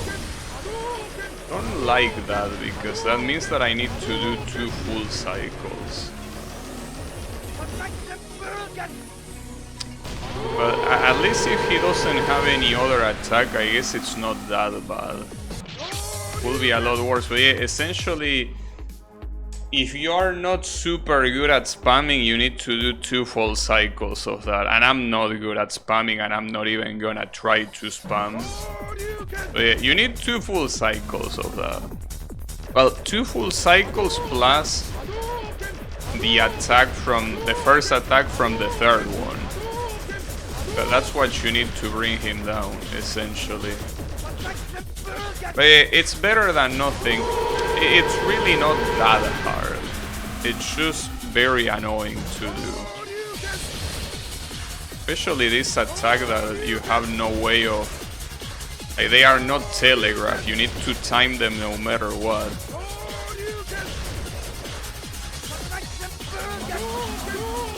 end this fucked up attack. Yeah, like right there, it's impossible to do anything. Like, come on, bro. Like, you basically get cornered and you can only jump. It will jump in between the bullets instead of staying on the ground. Well, but the problem of that is that you can jump pretty early. And if you jump pretty early, you're gonna land on a bullet. Not saying that it's a bad idea, I'm just saying that at that point it seems that it will be the exact same issue.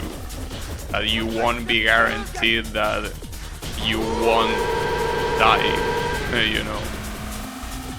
And if it's not guaranteed, it seems like no matter what you do, it will be the same.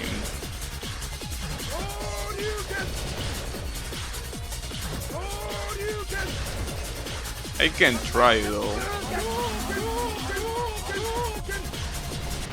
Yeah, but that's the thing. See, for example, there I corner myself.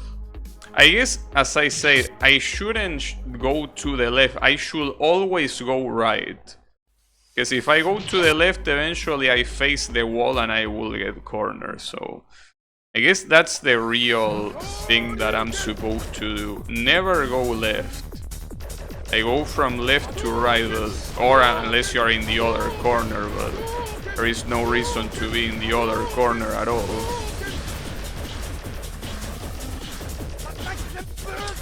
Yeah, seems like a pro.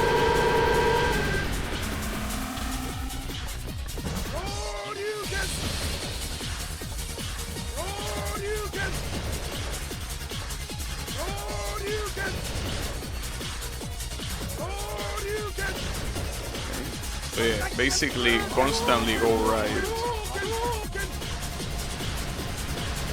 Okay, that worked.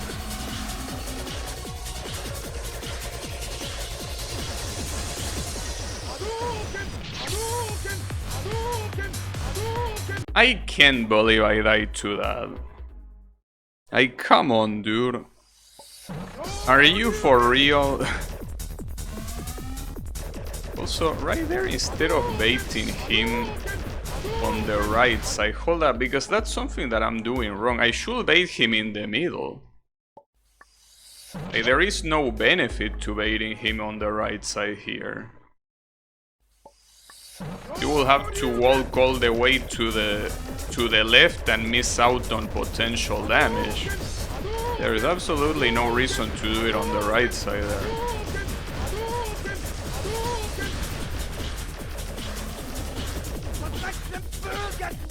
Yeah, and I even get more damage out of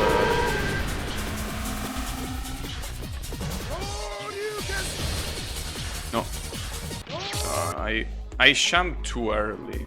Yeah, that's probably the biggest issue of this fight. Those shoryukens and how non-telegraphed they are a real issue.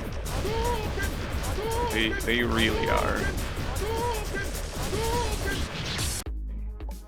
And I also cannot prefer damage to safety there. Because if I'm gonna do 2 loops regardless, it shouldn't really matter how fast I'm hitting him. I mean, it should matter to some extent, but not to the extent that you sacrifice the safety. And that almost killed me.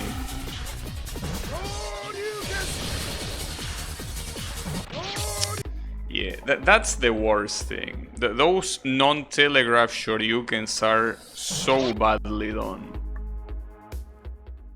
God damn it. I mean, you can clearly draw a parallel here with Boshi if you want.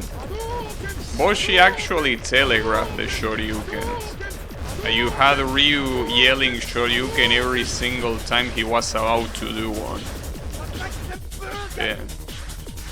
Call me a Boshi fanboy all you want, but Boshi did this better.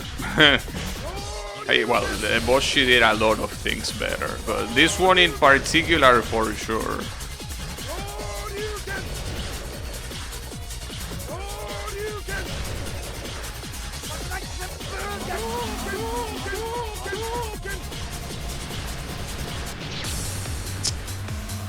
That attack is also dog shit, god damn it. I guess I do need to champ no matter what, as Yami suggested, but it really just feels shitty because it is completely random which platform is the one that's gonna blow up. That's gonna get destroyed. They don't really blow up.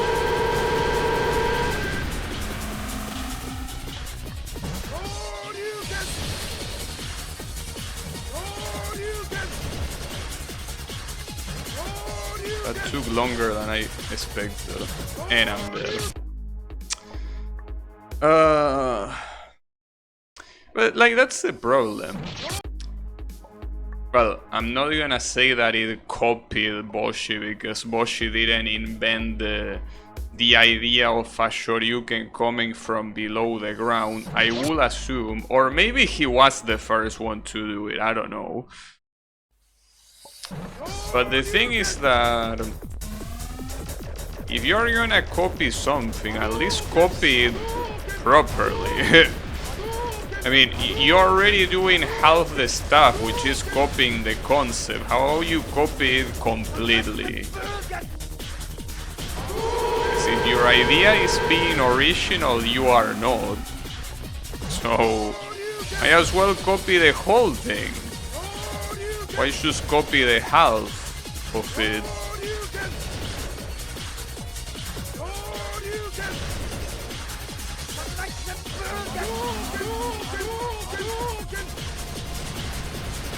It's just so awkward the way that shit works, dude. Extremely awkward.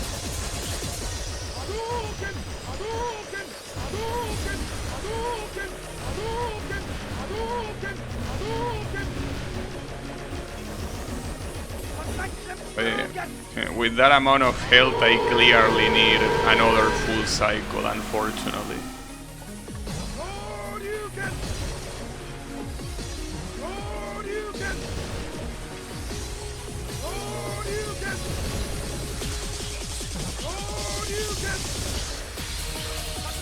Yeah.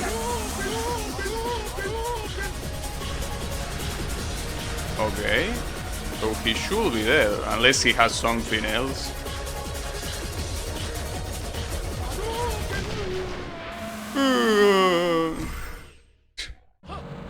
Oh, Ryu is here. At least we got a checkpoint, so that's fine. We have none other than Ryu.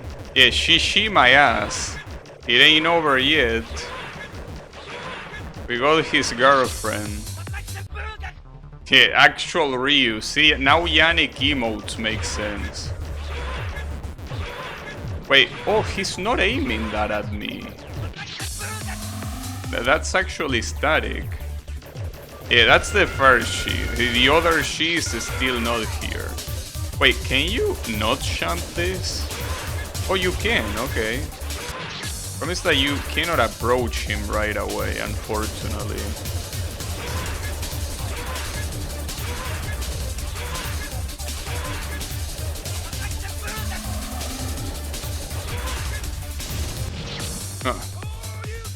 Damn, and yet again it has a non-telegraph Shoryuken, dude. Like really, if you were gonna... It's okay, don't worry about it.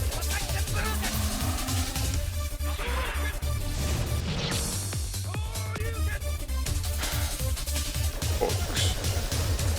And this one is most likely also gonna be 2 full cycles as well.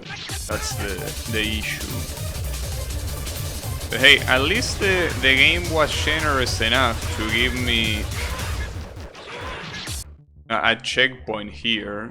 Because it could have not given me this checkpoint if it didn't want to, but it did.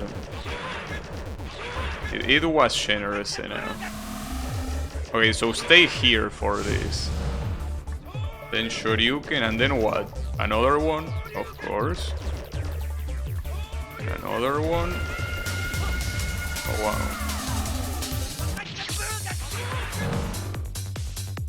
How can these bosses be so bad at telegraphing shit, dude? Did no one teach this guy boss design? Hey, come on, bro. If you're gonna do attacks like that, you need to telegraph them. Otherwise, you're just putting random shit for the sake of being random shit. That one is still hard to dodge even knowing what it does. Wait, what happens if I stay next to him? No, the third one will get you. I wonder how long you can... Like, is it really the third one? Yeah, it is the third one, okay. Not more than that. And the second one hits you if you are not next to him.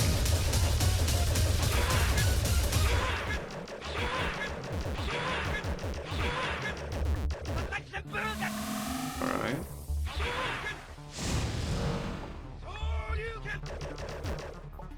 At least the shoryukens are relatively easy to dodge.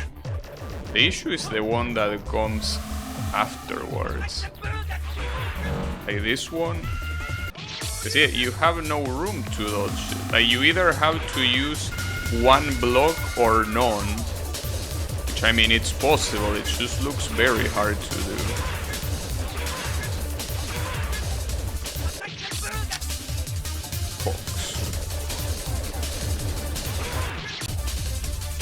Now, there is something interesting about this game, and that is that the way you select what stage you play is done by pressing a key on the keyboard.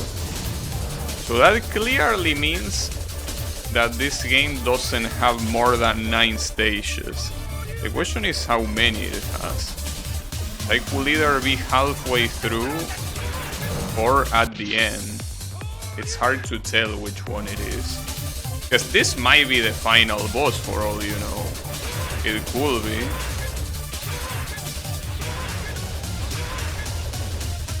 I don't know. Hard to tell.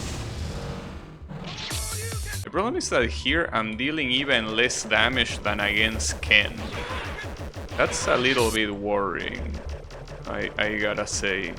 Like on the very first attack with Ken, I was able to deal a lot more damage, but with this guy, I cannot. And the other attacks that he has are Shoryuken, so you also won't get that much damage from that at all. Like, that's not even 1/4 of damage.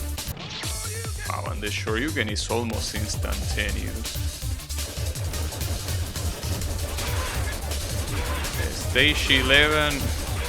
Well, you could press F11, I guess. You could. It's a possibility.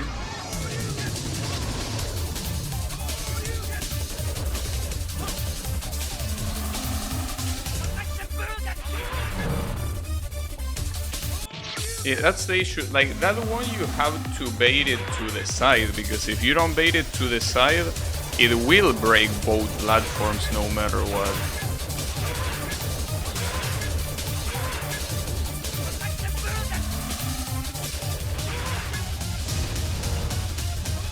Ooh, that was close.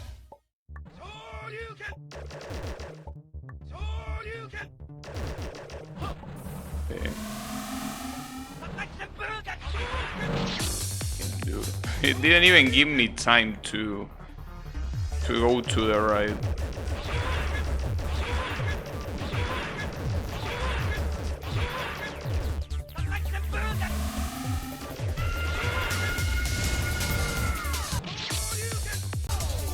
And those Shoryukens are gonna hunt me for the rest of the fight.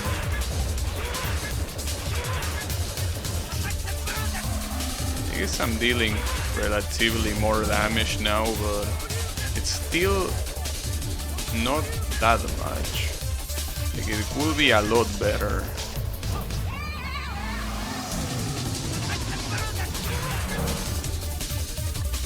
But you can do that to bait that one. Bro, why? Why are you like that? Like, those attacks are so fucking shit. It's impossible to know they are coming. Like, this is one of those... Like, this is avoidance level of bullshit. Avoidances that are memorized garbage, no? Not the good ones. Just the memorized garbage ones. It's pretty much like that.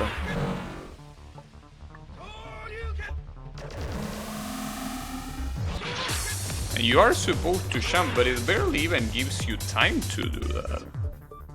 Hey, come on, dude. What do you want me to do?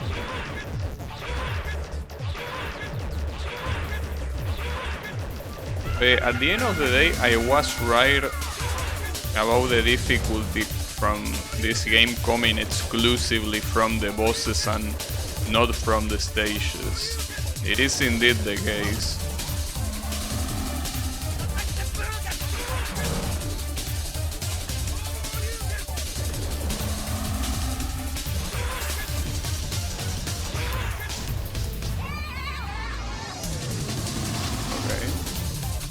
And he repeats here. Damn, that's nonsensical, god damn it. Are you out of your mind? I need to do this 4 times. Or otherwise it's just not enough. Holy shit. Can't believe you will do this. Why are you like this? It's not like the attacks are extremely hard, but if you lose a little bit of focus for just a little bit, you are dead.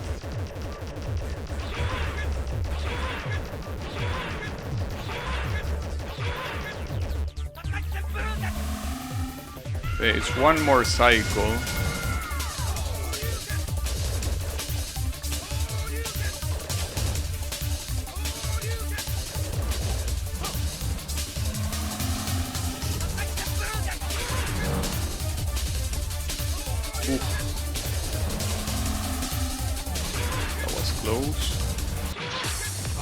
I didn't remember it being that close to each other. Like, I waited purposely because I thought it was gonna take longer. But didn't it take longer last time? Summon Shoshinbo?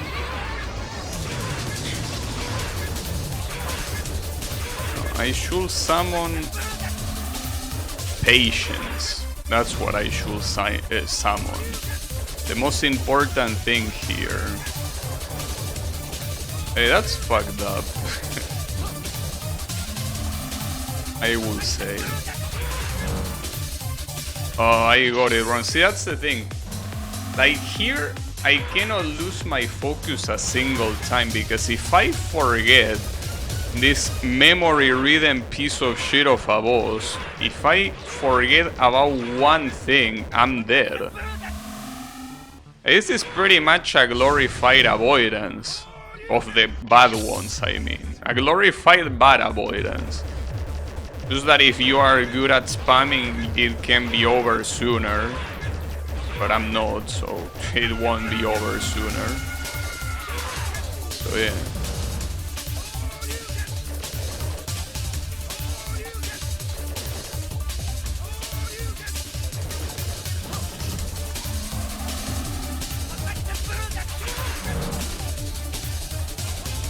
Damn, and I got that wrong, really? Fuck, dude. Wonder when's the next time that I'm gonna get that close. Speaking of close, is it really worth it to get this close for the first 2 and then start champing? I don't think it is. No, it isn't. I'm not dealing more damage. In fact, I feel like I'm dealing less damage even. Like, it's not even the same, it's worse. That's fucked up. Not sure why though. That's also an attack that I can very easily die to.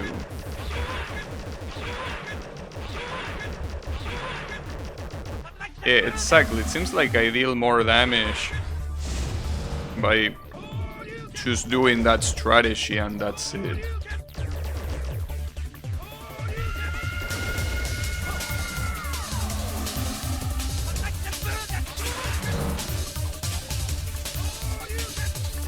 I will say that the timing on that is the hardest one in the whole fight, and then this one is so immediate.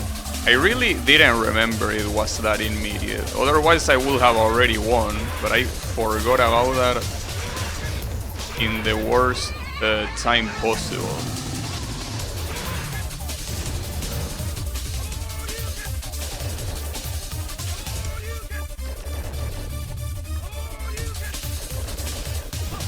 Oof, I almost got hit by that.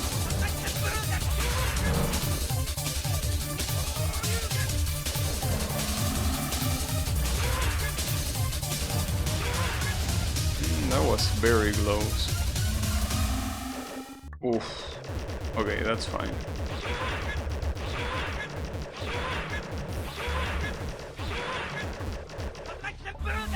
Still didn't get him.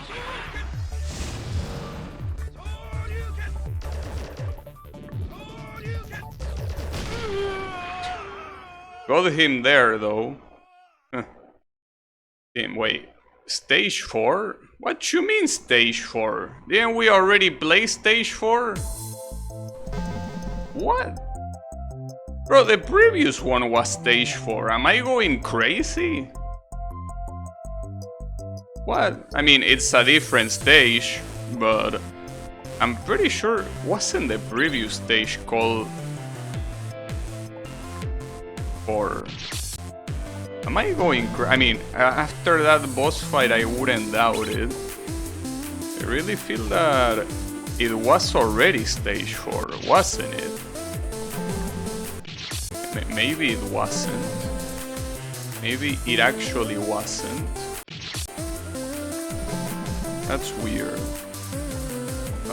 I mean, what matters is that that boss is dead. Damn, and that's very tight. Well, I mean, it's an actual problem, because if they both share the same number, how am I gonna select it on the save file, you know?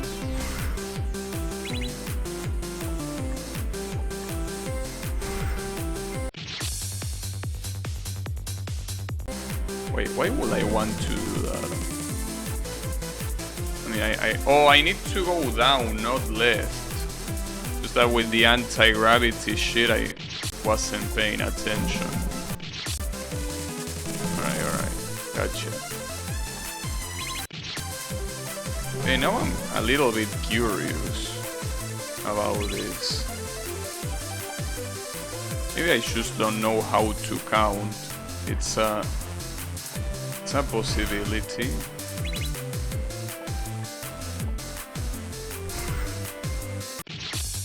That's not fast enough. Excuse me? How will you want me to do that fast enough? I mean, I cannot fall harder, you know? And the rest of the path, I think it's very standard, isn't it? I don't know, maybe I should leave this for tomorrow. It's just that... I mean, it should save the checkpoint. It already did. Just that I'm still a little bit confused by the... A little bit confused about the stage number. It feels like it's the wrong number. I mean, wouldn't be unexpected coming from this game. Nice. So I got the first checkpoint. Well, I could try it now. I just want to see. So if I go back, right? And I choose a stage, like stage 5 was already taken. Like the 5 number, not like the number of the stage. Right? I just want to see if I'm going crazy.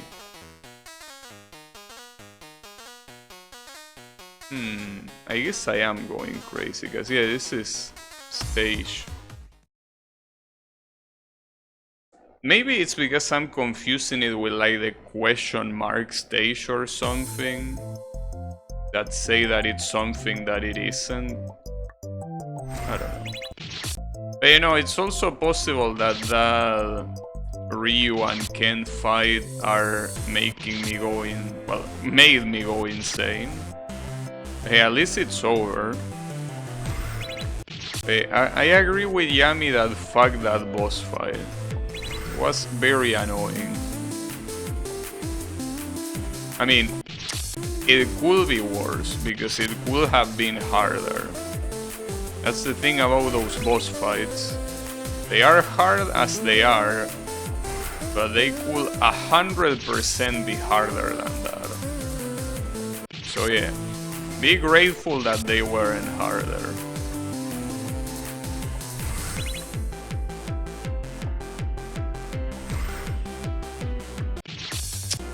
How am I getting killed by that spike? How is that possible?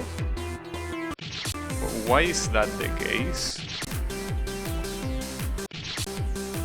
I don't know. But at least on the bright side, I know that I could leave the game in any checkpoint and it will be fine. But at the same time, I am unsure of how long the full game could be in the first place. It will be pretty long, but judging by the spaces remaining on the stage selection, I would assume there is only one more stage after this one. That's the same thing that I thought about the previous stage. That's the problem. So I'm actually not sure what will be the case. But yeah, I think it's safe to say that I won't beat this game today. That much seems correct. Do you sleep with pajamas? Yeah, I do. Indeed. What, you sleep with something different? Yes, I do.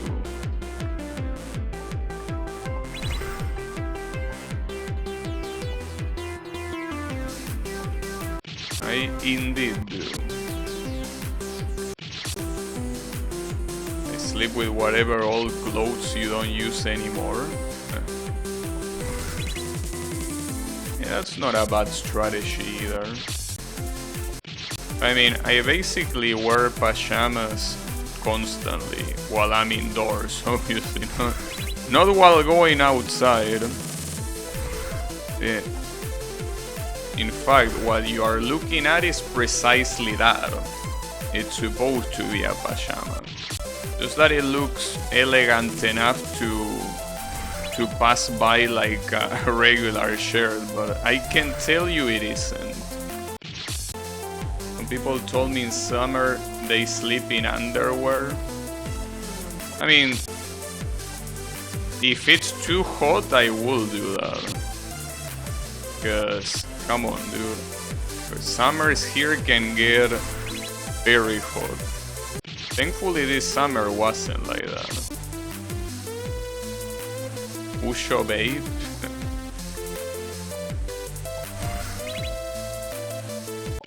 Filipinos told you they sometimes bath 3 times a day.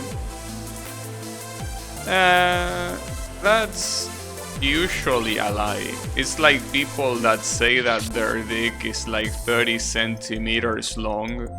Yeah, sure. Those are usually just common lies that people say, in this case for them to appear cleaner. But nobody fucking takes 3 baths a day, dude. Unless they are an athlete and they are constantly, you know, practicing and all that shit. That will make sense. Okay, aside from that, I don't see anyone doing that.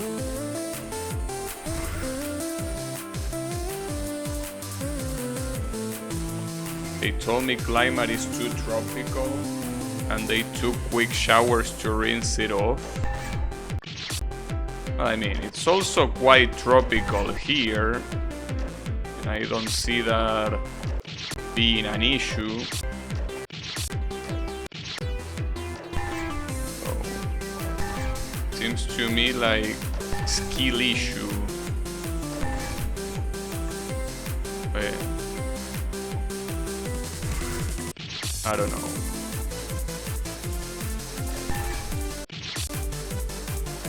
I mean, I'm pretty sure that Brazil has a more tropical climate than the Philippines, I will assume.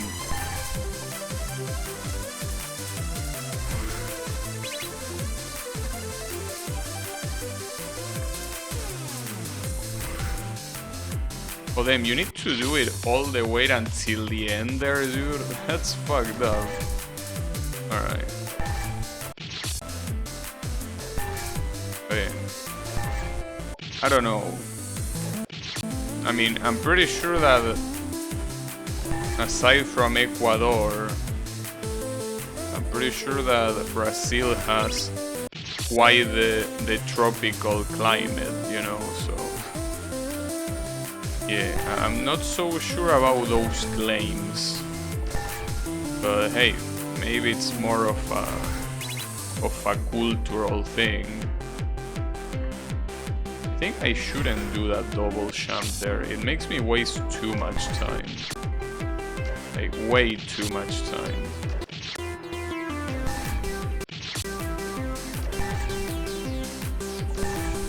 So this song is cool. Pretty cool.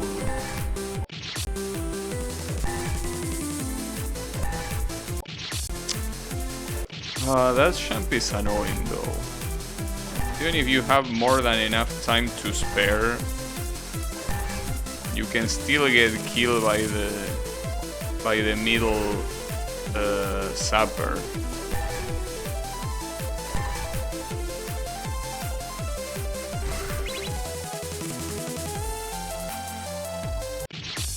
Yeah, I'm not sure if you can do that fall without double jumping. I think you can, it's just that it looks particularly annoying, but it should be possible to do it. I don't know. What I do know is that the best idea is probably for me to do this checkpoint and then finish it for today, but I don't know how long this checkpoint will take me, that's the issue. It could take me some time. I don't know.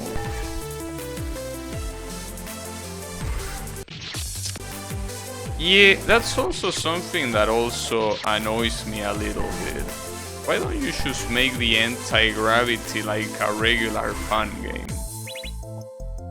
Like, instead of switching the whole fucking screen, why don't you just switch the character? I mean, I understand that this isn't made in Game Maker, but it's not something that it's hard to replicate. And it will be 10 times better than this shit of flipping the whole screen. I did the double jump, goddammit. Well, it still worked though. I don't know now. Wait. What? Oh, okay, you shoot this. Yeah, I don't know. Should I make that the last checkpoint, or should I do one more? No, let's do one more. Let's just do one more. Though, at the same time, this checkpoint looks like the opposite of easy, actually. Like, this does not look easy at all. Okay, no, that's not easy. Like, doing that turn around and then doing that diagonal jump looks extremely hard. So no, I think I'm gonna leave this for today, and we will continue it tomorrow. Because yeah, that checkpoint looks fucked up. So we can just do it some other time. Well, some other time that is tomorrow. But yeah. Thanks everyone a lot for watching, and I'll be seeing you on the next stream with more I Wanna Be the Hero again. So have a good one and take care.